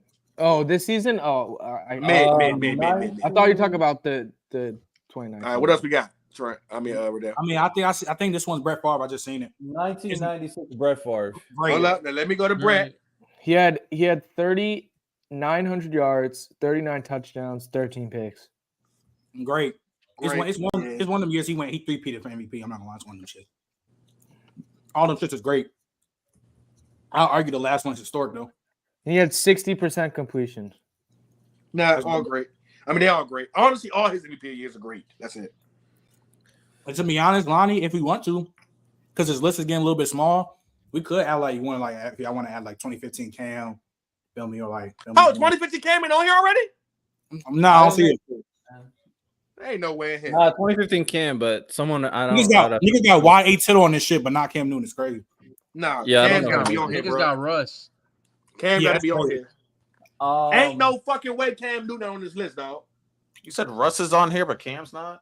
Yeah, hey Lonnie, you know how to do it? CJ Stroud. Just go on, Lonnie. So go on Google. Just type in control of it. Who's in control? I am. Oh, so Riddell, just go in on just make another tab. Type in Cam Newton. Just get a picture from his IG and just save the image as. So you just save the image and then I know. It's like two. Yeah. Next is 2011 Aaron Rodgers. Go 20 what? Go. 2011 Aaron Rodgers. What was them numbers? Read the numbers off of me, Mike. 4,600 yards, 45 touchdowns, 6 picks in 15 games, mind you. So yeah, no, that's good. What's the completion percentage? I think like 70. Oof, yeah, it's goated. Let's go. It's like 70. So, you can argue that's the best season ever. 68.3. No, Damn near. you know what? Hold on. Wait. Strictly regular season. Wait. Nah, because I think his next season was better when he did 48-5. That's what I'm saying, bro. That's what I was about to say. That. Nah. That's great, bro. That's great. I think it was. That's great. they're both goated. No, he did 39-8. I mean, historic. That's historic. It ain't great. Nah, Aaron Rodgers. Wait. What? It's historic. It's a story. What's the story? 2011. I gotta be honest with you guys. 45 we're talking about 2011 Aaron Rodgers, who went like 40 TDs, like three to five picks, and he had a bottom 5 defense that year. That shit is goated. 2011 is 45 touchdowns, 6 interceptions. To be honest with you guys, I think it's only 2 goated fucking seasons on the entire list. Only and that's 2 2013 Peyton Manning and 2007 Tom Brady. 04 Peyton Manning is literally goated. Yeah, wait, we have to have a separation of goated, guys. We can't just throw niggas to goated. Goated mean nigga. Wait, time out. Fucking God. Let's not but let's not act like these 45 and 6 is. Come out, but hold on. But here's the thing, good. We get to Tom 55, 50. Wait, hold on. But hold on, early. But he threw 18. Let's not act like time out. Let's not act like these guys that are in the top 5. Tom Brady, Aaron Rodgers, Peyton Manning, Mahomes don't have multiple goated seasons. They do. 04 Peyton Manning literally almost threw for 50 TDs. 2018, yeah, but I ain't better than 2013. 2013 Peyton Manning, it literally 2007 Tom Brady, and 2018 Patrick Mahomes are the only 3 goated seasons here, guys. You can literally argue 04 Peyton Manning is better than 13 Manning because he did it in less attempts. He threw for almost 50 TDs and not even passed for 500 passing attempts. Look, not only 2004. That, Trent, not only that, Aaron Rodgers has the highest passer rating of all time. Yeah, that's when he broke the passer rating. Like, but I'm gonna tell you why it's goated. Why his 13 years more goated? Because in that same year, you got, I want to say, 4 Hall of Famers on your team. Didn't he? Wait, did in 2013? Didn't he break the record for like the all-time? Yeah, it ain't never been touched. It's still the record, nigga. Come out though. Why can't? No, Tom Brady got it. They're both good. Why can't 2 things can be true? I don't understand this. What do we like? Why We ain't even talking about 2004 Peyton Manning. We're talking about 2011 Aaron Rodgers. But saying 11 Aaron Rodgers is not goated is crazy. No, I feel like that's probably goated because we're only doing regular season. That has to be a goated year. It has to be. That's why I want to do playoffs because it separates, man. Fuck. If that's the case, then Lamar. If that's the case, then the whole list of changes is going to the list will change for sure. Thank you. Because that's how we separate, please. Okay, well, I'm fine with that, but great. I'm fine with that, but then Kurt won his historic because he won that year. Put him back in the story. This is crazy. No, early because dude, now you're just talking about rings. When you look at the context of how he played, when you look at the context of how he played, he didn't play that well in the playoffs. Just because you win in that season, not goated. Just because you win in that season does not make you. That does not make you. Yeah, that's BS. That's like saying Kurt Warner's season is better than 2011 Aaron Rodgers. And if y'all gonna tell me that, y'all got it. I'm not gonna lie. Look. Early. Also, if we're talking about better playoffs, situation, Tom Brady. Tom Brady 2007 is not goated. If we're talking about playoffs, we know context. Aaron Rodgers lost in the first round. That's because Tom Brady played bad. He lost in the division, he played mediocre. All right, listen. I don't think he's goated. I'm majority ruled out. Y'all think he goated? Cool. I think it's great, but I'm historic. But okay, go ahead. Next is 2020 Aaron Rodgers, 48-5. Goated. Yeah, that's goated in too. That's goated. Nah, that's actually more goated. There's too many niggas go. I don't like all these goated, man. Go ahead. No, what is that? I didn't finish your video, Trent. Where y'all had Sean Taylor at on the tier list? Oh, nigga. Young said he was the GOAT, and I think Sean Taylor top 3. Yeah, I think if Sean Taylor lives, he goes out. He's the greatest safety of all time. But go ahead. No, Ed Reed's the GOAT. No. If you had to be there, Manny. Ed Reed wouldn't hold the candle to Sean Taylor in his prime. Yes, not hold the candles. Yeah, let's move on. Okay. Ed Reed's the GOAT. Dev, you're here. 2011 Drew Brees historic. 2011 Drew Brees. Yeah, I'm here. I'm here. Yeah, I'm here. 2011 Drew Brees. Dad, where the fuck you been at? Historic. Historic.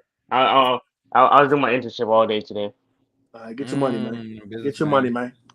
I just needed to make sure. 2011. Yeah, that was the 5,500 year. Yep. Historic. Historic. 46, 55. Who the fuck did that? Drew Brees. That's because Peyton Manning broke his passing record by a yard.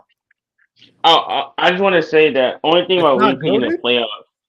I mean, you can say it's goated too. I'm not gonna lie. Just regular season, I feel like it.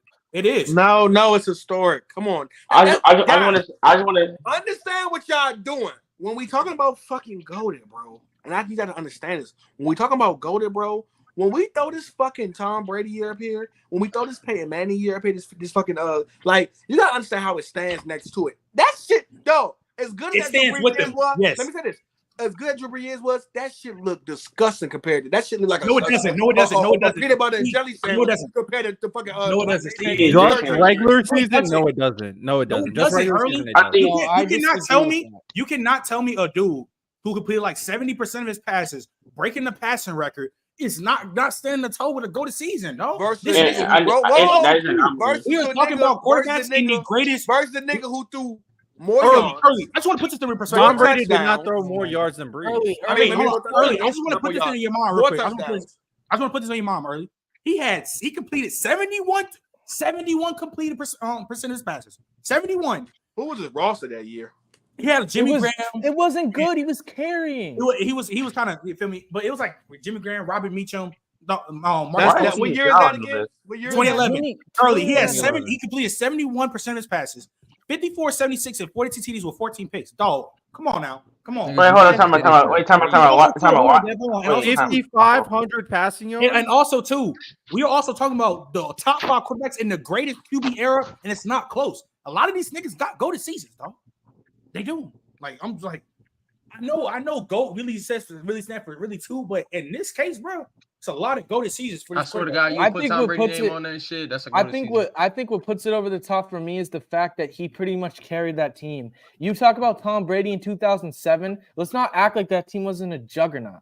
Like, it was an absolute juggernaut. So, like, when you're sitting there saying that, like, you know, Brady's stats look better and it was a way better season. I mean, he had a way better team around him. Manny, because you just saying it was all him.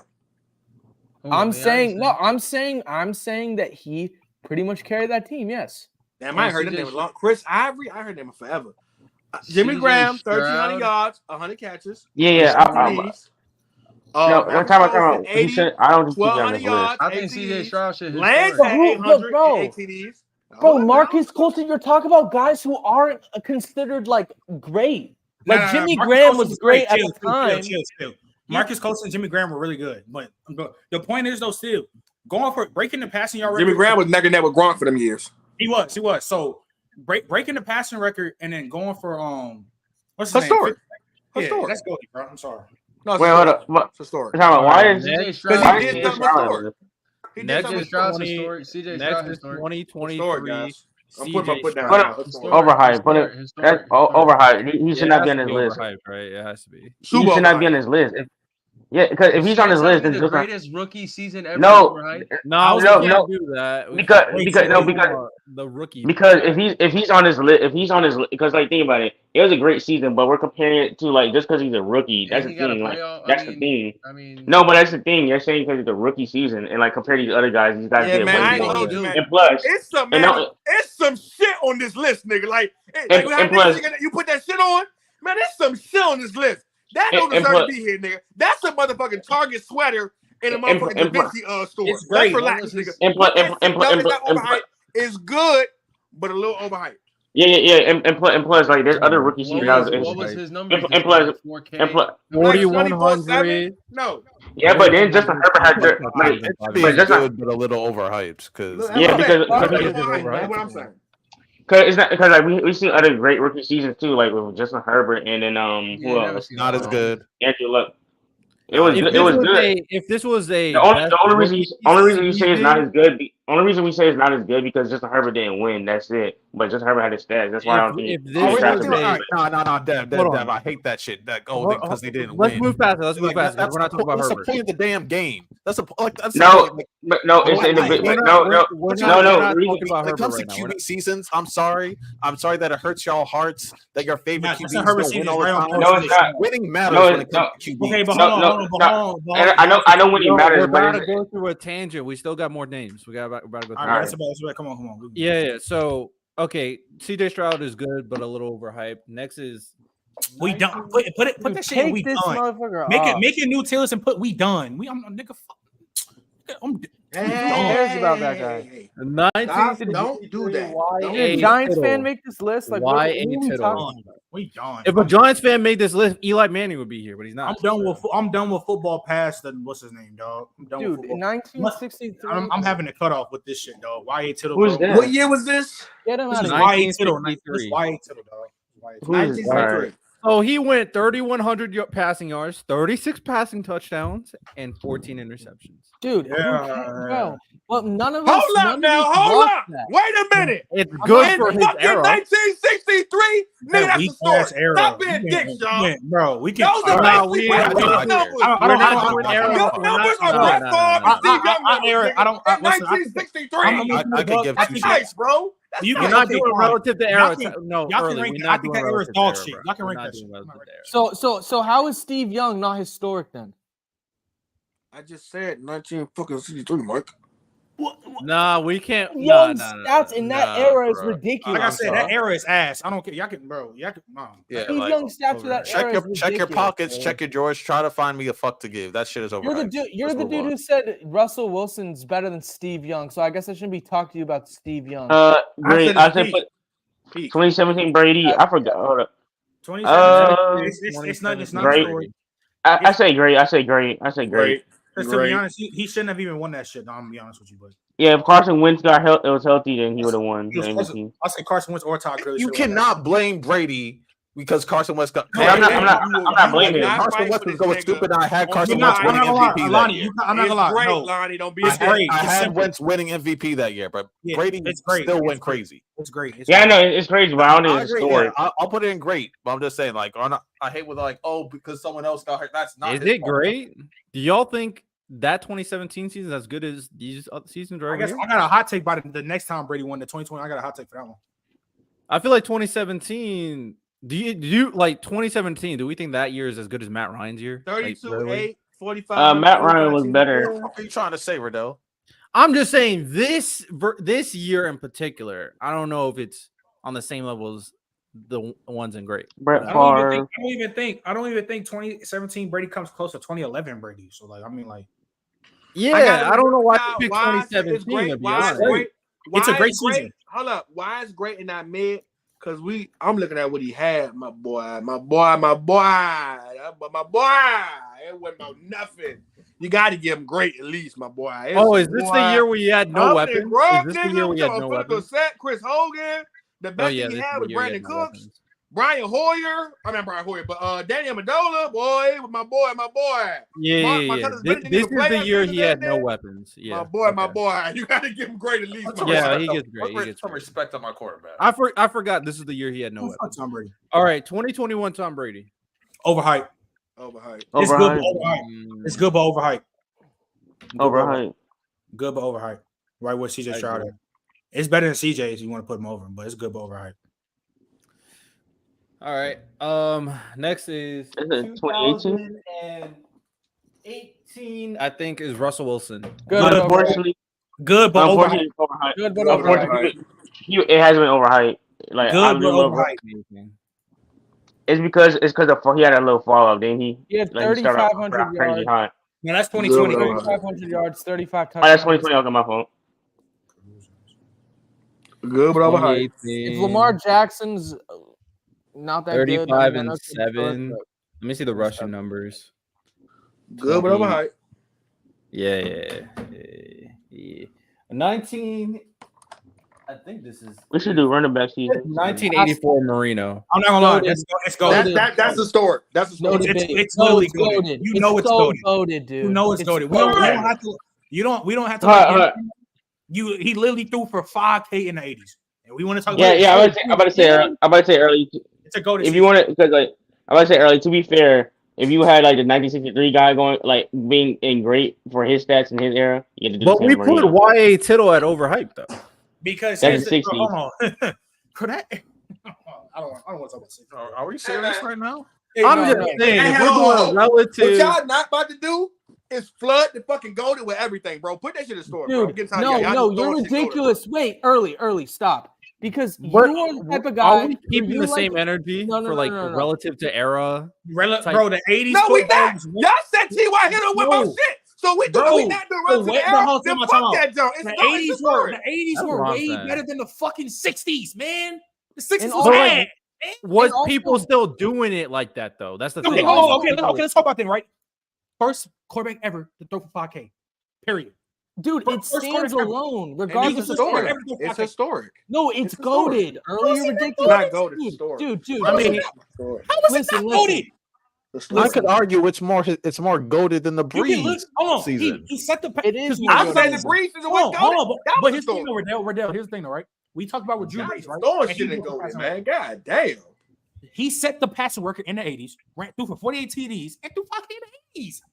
What are you talking about? Dude, come on. I don't have enough context. How many years did it take for someone to beat his passing record? It took a long time. It took like Drew Brees or some shit like that. It took a long time. A very long time. If it takes like 20, 30 years for someone to do what you do, that's a story. Yeah, bro. But Johnny Unitas was doing what the fuck with Wyatt Tittle was doing.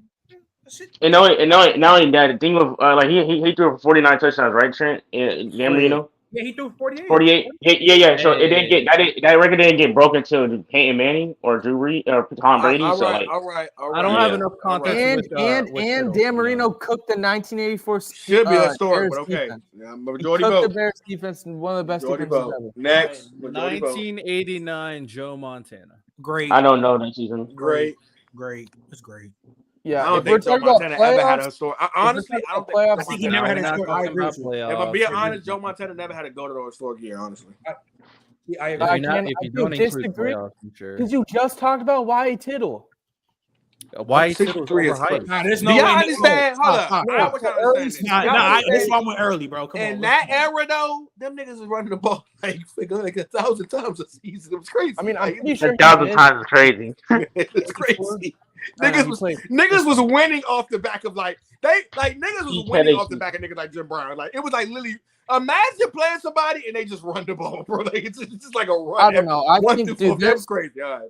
Look, it wasn't like the Niners were just beating everybody, like beating everybody's ass. Like they were winning because Joe Montana was clutch. The stats, obviously, you'd say whatever, but I'm fine with where it is. I mean, we're not counting playoffs. If we're counting playoffs, it'd be different. No. I'm talking about the regular season too. Like, I just feel like this too, guys. Hold up. This what I got. I'm sorry. I got to put my foot down. I got to step in and be. This is what we're not gonna do.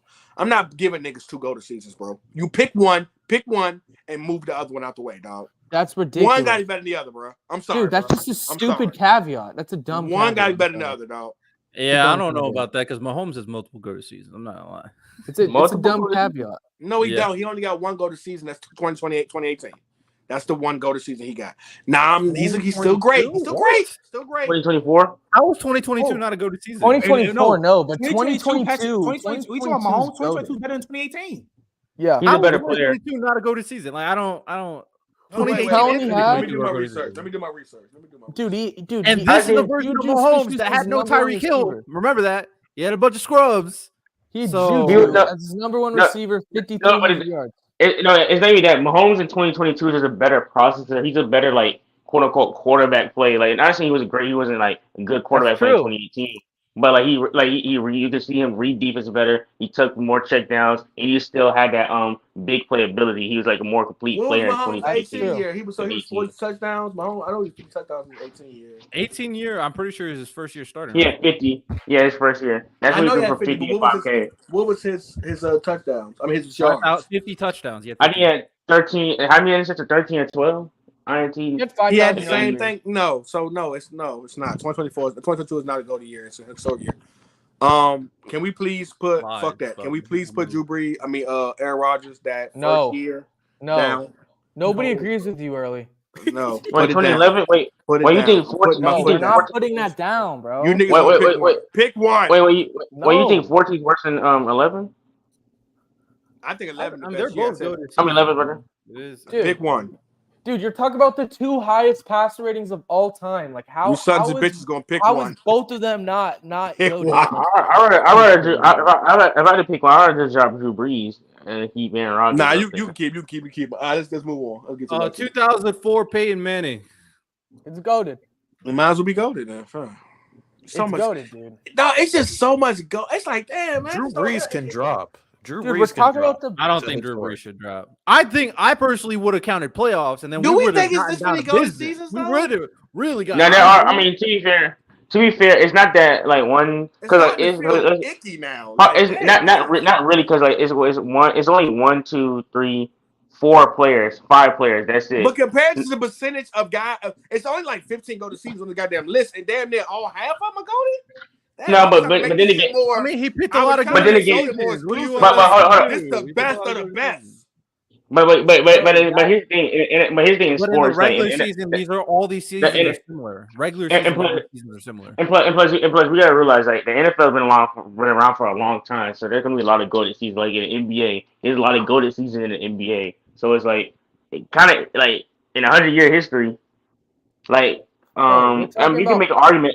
Like I feel like if you want to move Drew Brees down, I understand. Or if you think Aaron Rodgers only has one golden season, I understand. I don't understand But- there either. Dev, But stop admitting to Early's claims. Nah, Stupid ain't it. caveats Drew that Brees- make no sense. Drew Brees can drop. Drew Brees can drop. Drew Brees. But I did didn't not- go What to- are we talking about? Drew Brees had a goated. He can drop. Lonnie, he can drop. Candy. He had a goated season that year. It was historic. It was goated. What are you talking about? It I was love Drew historic, Brees, man. but it's not like when I think of the best seasons of all time, I don't just think You don't Drew think Brees. a 5,500 passing yard Drew Brees season? I do.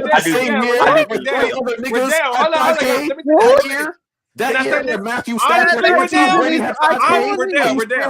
Riddell. He's better than Matthew Stafford.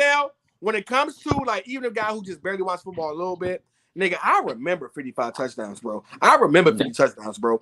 I remember that too. I remember vividly that year because People remember Drew Brees so like, 2011 what? year. He did what his first year? The only reason That But I don't 2011 even, like, year look at the was the numbers. year I know everybody the was getting numbers. 5,000 yards, and Drew Brees got 5,500. He Yeah, trumped that was everybody crazy. by a mile. That was Yeah, that year. was- Drew Brees that got is- 5K that year. There's like Tom Brady and But Drew Stafford. Brees trumped all of them with 5,500. Like, Yeah, that is crazy, what are you though. talking about?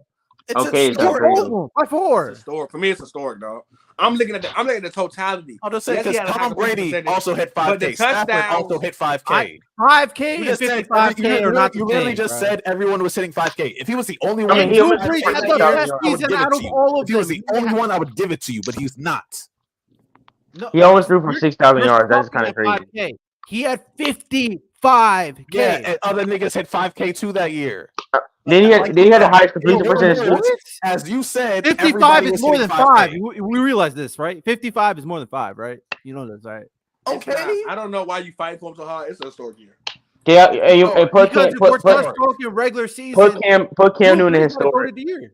Cam Newton. Put is Cam- historic. Also, 20, Yeah. 2013 Peyton Manning. 2013 It's Peyton. goaded. Goated. Yeah, that's Period. Historic.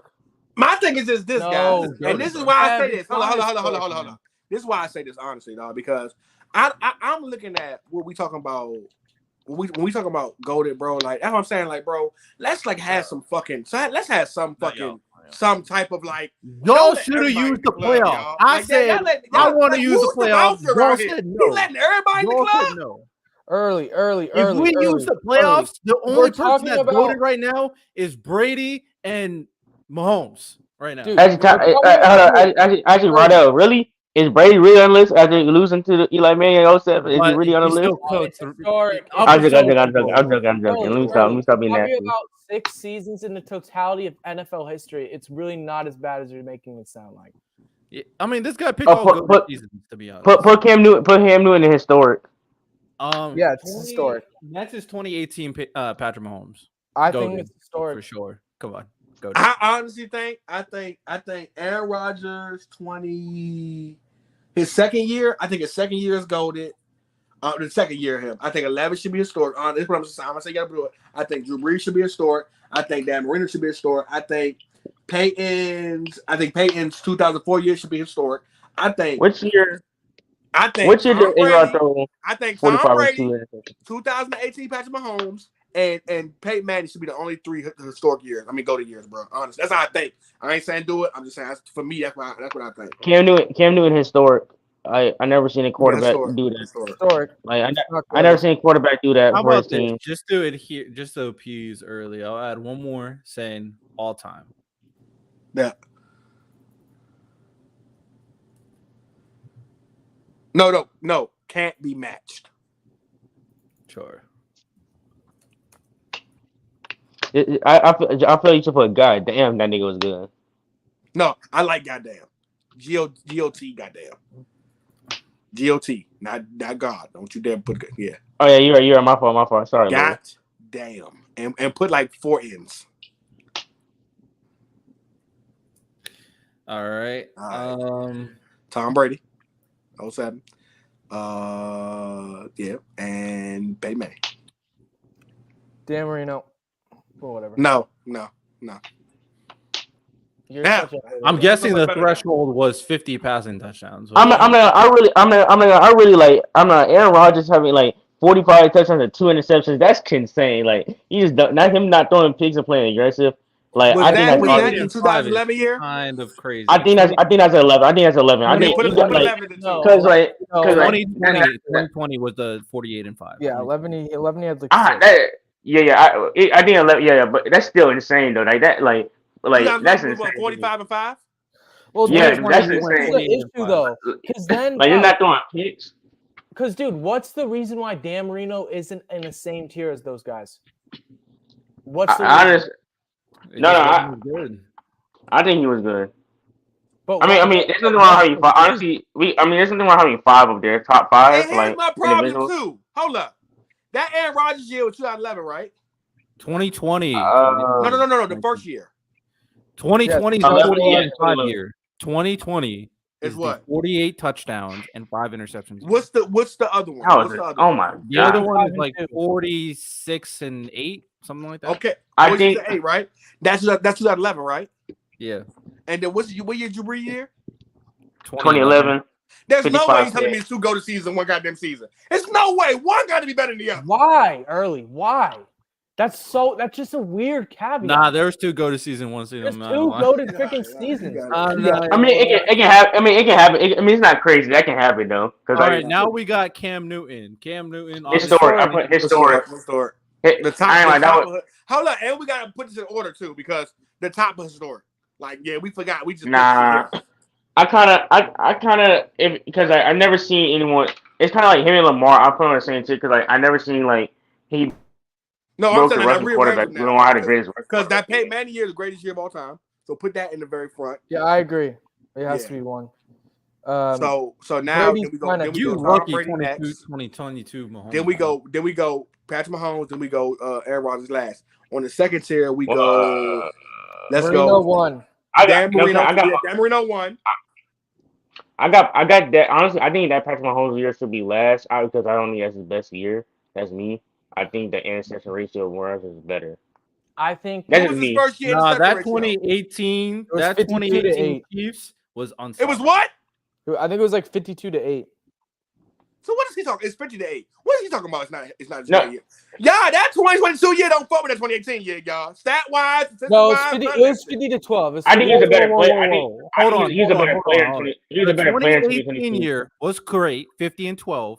The 2022 year, he had a better completion percentage, more passing yards, and the same amount of interceptions. And 9 less fucking touchdowns. The only difference was touchdowns with one of the worst receiving cores we've ever seen, and he still got 42. Yeah, because there's context with that. I don't know. Come on. Yeah, he's a better player in 22. He's a better player in 2022. He's just a better player in 2022 than 18. He was the best player ever. Come on. Because he didn't even though because I'm not trying to crap on 18 because it's great, but Tyreek Hill the deep ball is and peak Travis Kelce, and you still had a good. No, let's not do that. Tom Brady has Randy Moss. No. I'm big up. That's why I'm big up. Demarius Thomas and freaking. You didn't let me finish. That's why I'm big up in 2022. Oh, if 2022 was here, I would. Hey, man, I would say that's the best year of all. Because I think Mahomes is a better. That's the argument I'm making. Because like obviously 2018 was a better statistical year, but like eye test wise, Mahomes is the better player. It's kind of like trying to think. I agree to that. I ain't gonna lie to you. Jesus Christ, bro.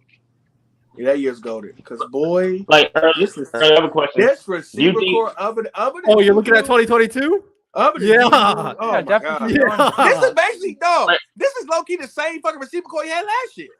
Wait, early, I have a question. Do you think Minus Early, He do you played think better. He played better in 2022. I don't know how. Yeah. Yeah. No, that year, Mahomes was. But I just gotta Early, say that you think, that 18 year, why I give it the extra kiss of mwah is because he came in like wildfire, y'all. Like I remember us being like, who the fuck is this? Who does nigga think he is? Like, I remember that 18 year. His rookie, No, you don't expect. No, it was like, all right, y'all. It was a do something year. We believed in Alex Smith the year before, like man, yeah, Alex Smith, like, but it was like, oh, they giving a rookie, man. Alex Smith had a good year, man. Like you know what I'm saying? They push to the side. They believe in Patrick Mahomes so much. He better be good. And if we're going based on a technical season, standpoint, we was like, y'all niggas had this on the bench last year. What the fuck is going? Like that year was something like that blew our minds, bro. Like, Early that year was one of the few years in sports where you see someone say like basically, I'm better than all y'all. Do something about it. Mm-hmm. And like there was nothing there was no answer from Mahomes that year. It was just like no matter what. Again, it just means you talking well, there was an answer, Lonnie. Yeah, because 18 was a year where you say, and then, again, for you to step on the football field, you're a rookie. Basically, your rookie year. Mm-hmm. The first time you touch it, we've never seen a nigga touch a football his first year. Like even the best player. that Dan Marino year was his second year. That's 84. 82 was his rookie year. He stepped on the field basically his rookie year. The first time he was able to command the offense and was treating that shit like it was Madden on rookie, bro. It was like, bro, who the fuck is this? That nigga was like that year just means something different because he came out of no one saw that, bro. I wasn't around when MJ was a rookie, but the way that they talk about MJ as a rookie, that's how Mahomes was, but Mahomes was actually better. Yeah, by 2022, we knew who Mahomes was. Nah, 2018, he smacked MJ wasn't the best player. MJ wasn't a top 3 player in the league his rookie year. He just wasn't. You're right. Because I was saying, like 2018, Mahomes was the dog from the. And look, he was the top 5 player. Look, to me, he at the end he of was the day, higher than top 5. At the end of the day, we can talk about the weapons all we want. I think the Brady was probably what one. they are. Wait, the numbers. Mahomes Glaze. The numbers. He was top 2 that year, and you could argue he wasn't 2. You can argue he wasn't 2. Yeah. And they lost. But I still got Brady though. Yes, they could have. He could have won a Super Bowl. Was it really BS? Was it really BS? Like, yeah, or years from now, you're gonna tell your kids about Mahomes' 18 year, and you're gonna read them stats off to them, and you're gonna go, and guess what? What? Yeah, that's what. That was his first year, and they're gonna be like, "What? That was his first year?" Yes, that was his first year. What did Alex Smith do with those same weapons the year before it? Nothing close to that. Like it was like 26 and like 10, something like that. It wasn't crazy. Like but that's what I'm saying though, Michael. That year before, that was a good year for Alex Smith. But we was like, it was the best year of his career. Like, they were like, yo, we're moving on Alex Smith. They took Alex Smith, they sent him over to the Redskins, up to the Commanders, at the time, Redskins. Hey, you went, damn, bro, y'all just gonna get rid of Alex Smith like that. And they was like, no, it was almost like getting rid of fucking when they got rid of Eddie Jones. And then you like, damn, Eddie Jones, they don't get rid of Eddie Jones. And it's like, we got Kobe. It's like, well, we don't know what Kobe is. And then you look back and go, oh, that was a good idea. That was a really, really good idea. Like, dude, at the end of the day, to get to those numbers, it does. I don't care what the weapons are around you, dude. Like, it's all time. Those are all time numbers. Like, you are the catalyst of that. Like, what around you got your first year, bro. You are the catalyst. Like, no jitters. I'm gonna give you 15 and 5,000, 50 and 5,000 yards. My first time in this bitch, y'all. It's like Luka. It's like my nigga. You don't got no. It ain't no like no. Nah, that was way better than Luka season. It don't transfer. Like it ain't like no learning period. Nah, nigga. I learned now. Wait, I have a fun fact for y'all. I have a fun fact for y'all before we leave. Did you know in that draft class, right? The Bills actually wanted to trade up for Mahomes. The Bills wanted to trade it for Mahomes, and then, the Chiefs did it. So, think about it. Mahomes been cursing the Bills forever. That's crazy. I mean, they got Josh Allen, because Josh Allen cold. Josh Allen is probably the closest thing to Mahomes in the league right now. Not saying close, but, I mean, because he's the second best quarterback. But, it's like, the Bills wanted That guy. They knew their shit that year. That's for sure with quarterbacks. If that's the case. But shout out to Andy Reid for taking a chance on Mahomes though. Yeah. And L Bears for taking Mitch Trubisky over Deshaun and Mahomes. Hopefully they redeem themselves for Taylor. When you look back, was he No. Yes. Well, Mahomes was coming in. Yes, because Mahomes like coming into college, he's not what he was like when he came to the league. Like even like his first year, he still had like a lot of work and like his mechanics and his reading field. Because like he even said he didn't know how to read the defense. So like that year when he got rid of Alex Smith had at least a good 2 or 3 more years left for him to play with Kansas City. Yeah, that year was a year when we was like, y'all giving away, y'all gonna just give up on the short thing. Because for like 3 seasons, Alex Smith was like because they know 30, and he was having Brock Purdy years basically.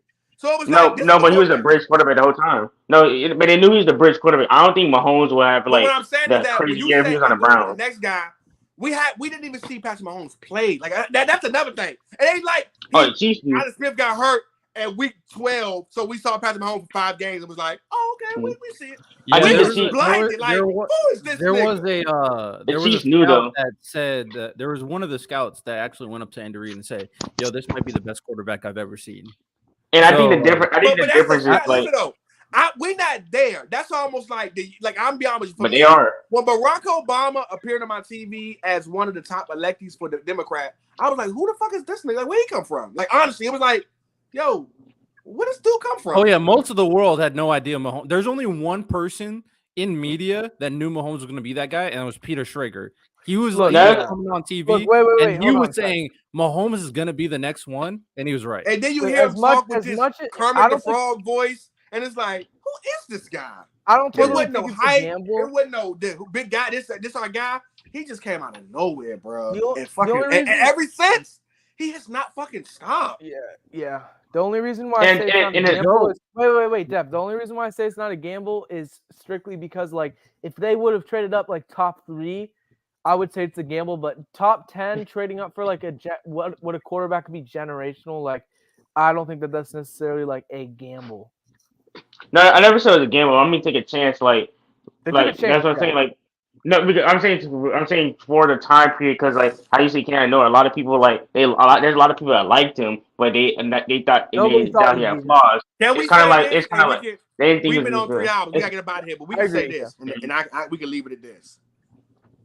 The way we talked about, and everybody that's here knows the way we talked about Andy Reid before Patrick Mahomes came along, and like you say what you want to say. Yes, we understand that Andy Reid's play calling has helped Patrick Mahomes, but the way we thought about Andy Reid before Patrick Mahomes came along, so different. Jeez, like it's a nigga. Andy Reid might go down. Andy Reid might go down as one of the top 3 coaches of all time because it was dude, and Andy Reid might have been the biggest, like he might have been considered the biggest like choking head coach of all time at the why I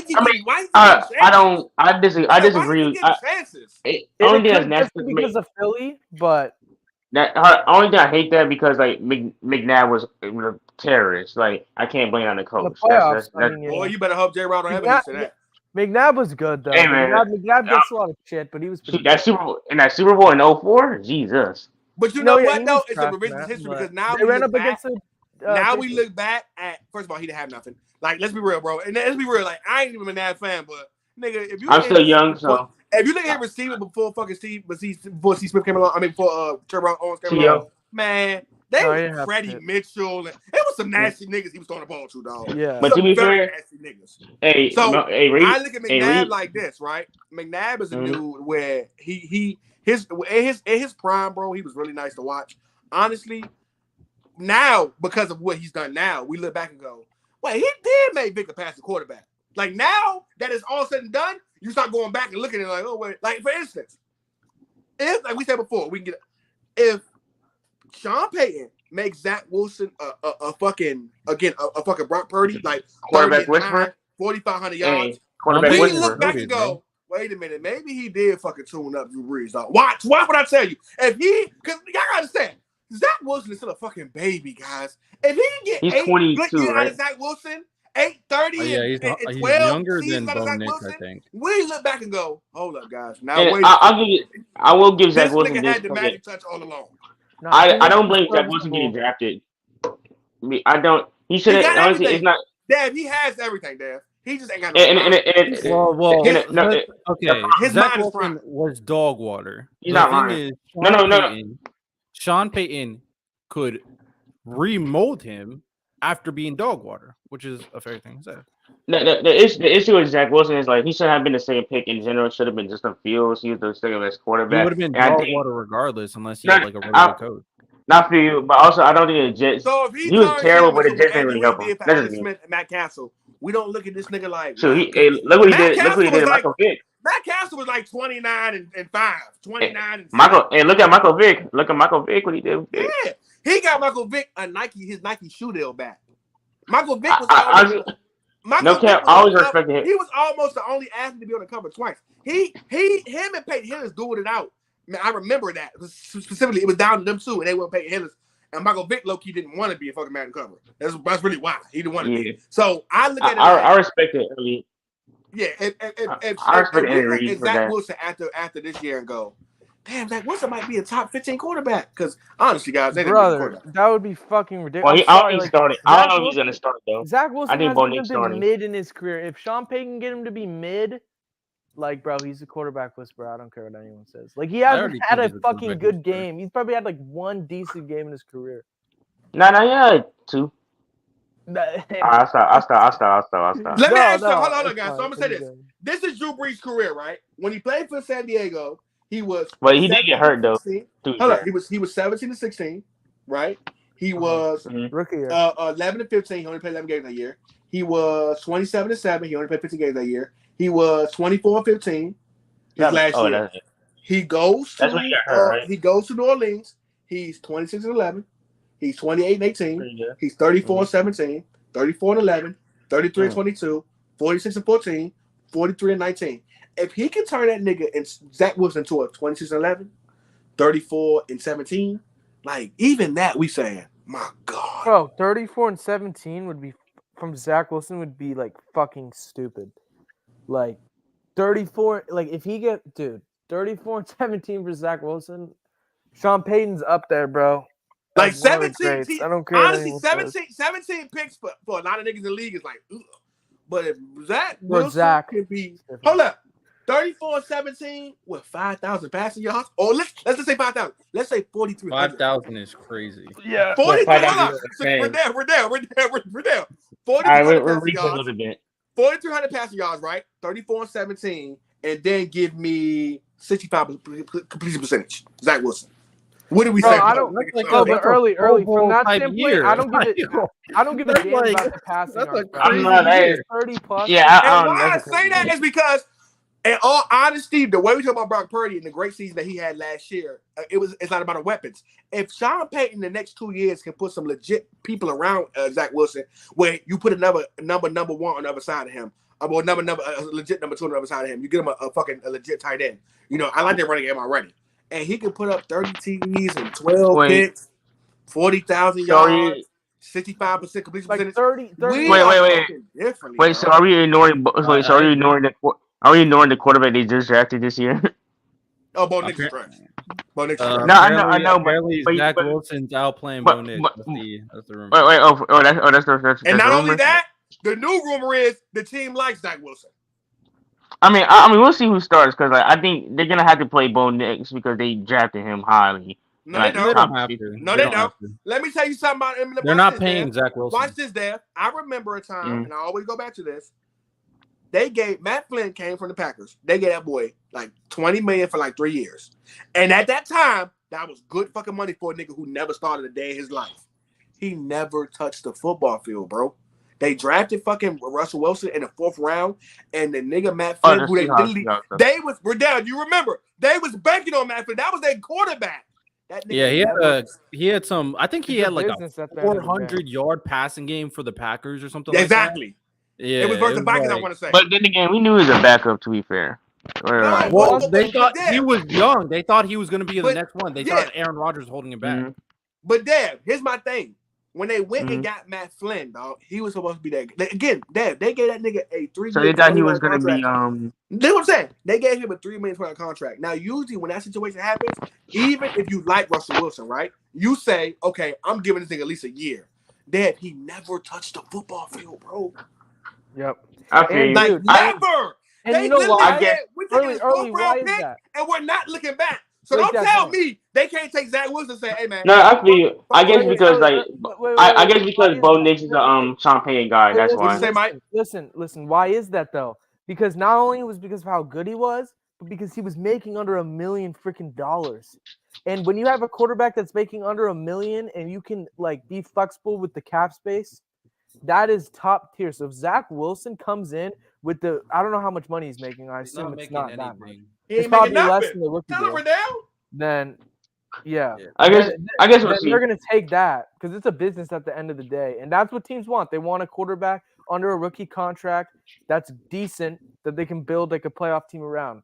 So, as long as they're ready for this. Here's what we're missing though. They're the same fucking age. Yeah, no, yeah, One's I only, a rookie and ain't never seen no NFL, and then one's been in a bad situation where he's at least seen some shit. And let's be real, y'all. I know we think he's dog water, but let's be real. Mechanic wise, Zach Wilson got it all. He's a fucking nickel. Yeah, yeah, he has the tools. Yeah, definitely. No, it's never been. Like they were calling him white. That's why people. But that's why people think he's so bad. I think is because he actually has the tools, and it's just up here, and just people don't like that. Like, so like Mike, people, if a guy can rub his shoulders and say, "Look, accuracy, man. I believe in you, man. You're gonna be cool, man. You're gonna be good. I believe it." Is it sunny in your background, Mike? Where the hell are you at? Yeah, it's fucking. I'm like sitting on. Like, he lives in West Coast. Yeah, yeah. West Coast. Yeah, I'm in. Portland. Where you at? Portland, baby. Oh yeah. So if a guy can come and say, "Look, dog, you the guy," because that's what basically what Andy Reid did for Alex Smith. Alex Smith, my homeboy. When I tell y'all, bro, his career was over with, bro. Like Andy Reid said, "Give me that nigga, and I'm gonna make him productive, y'all." I'm telling you, if he can just make him like, "Hey, you our guy, bro. We believe in you. I promise you. I've seen it happen. He can make that nigga legit, man." And again, and because Zach Wilson's ceiling is so fucking low, again, if Zach Wilson goes for 30 and 13, we are like, and 3,800 yards, we are like, what is going on? That's a good 30, 13 is better. That's a good season. That's a really good season. No. It's time to end the show. Yeah, it's time to end the show. Yeah. So, appreciate everybody, of course. You know what I'm saying? This was another great episode. 3 hours. We got as high as like 28 people at one point. So, yeah. People are tuning in. They know what's the word. I also been peeping Open Field. The highest viewed podcast episode so far is the Eli Manning one because people know what the truth is. Hey, part two. Part two incoming. Part two. If people want to get cooked, I mean, it don't matter to me. But appreciate everybody. Like and subscribe to the channel. We're aiming for 500 subscribers. Anything else you got to say early? Anything else? Nah, that's about it, man. I think part two gonna be: would you take Peyton Manning's playoff career versus Eli's playoff career? That's the part two. Oh. That's the part two we're gonna have a conversation about, and it's gonna get real fucking nasty. You are the nastiest. Contrarian Cofield. Hey man. All right, hey man, appreciate y'all for coming in as always, man.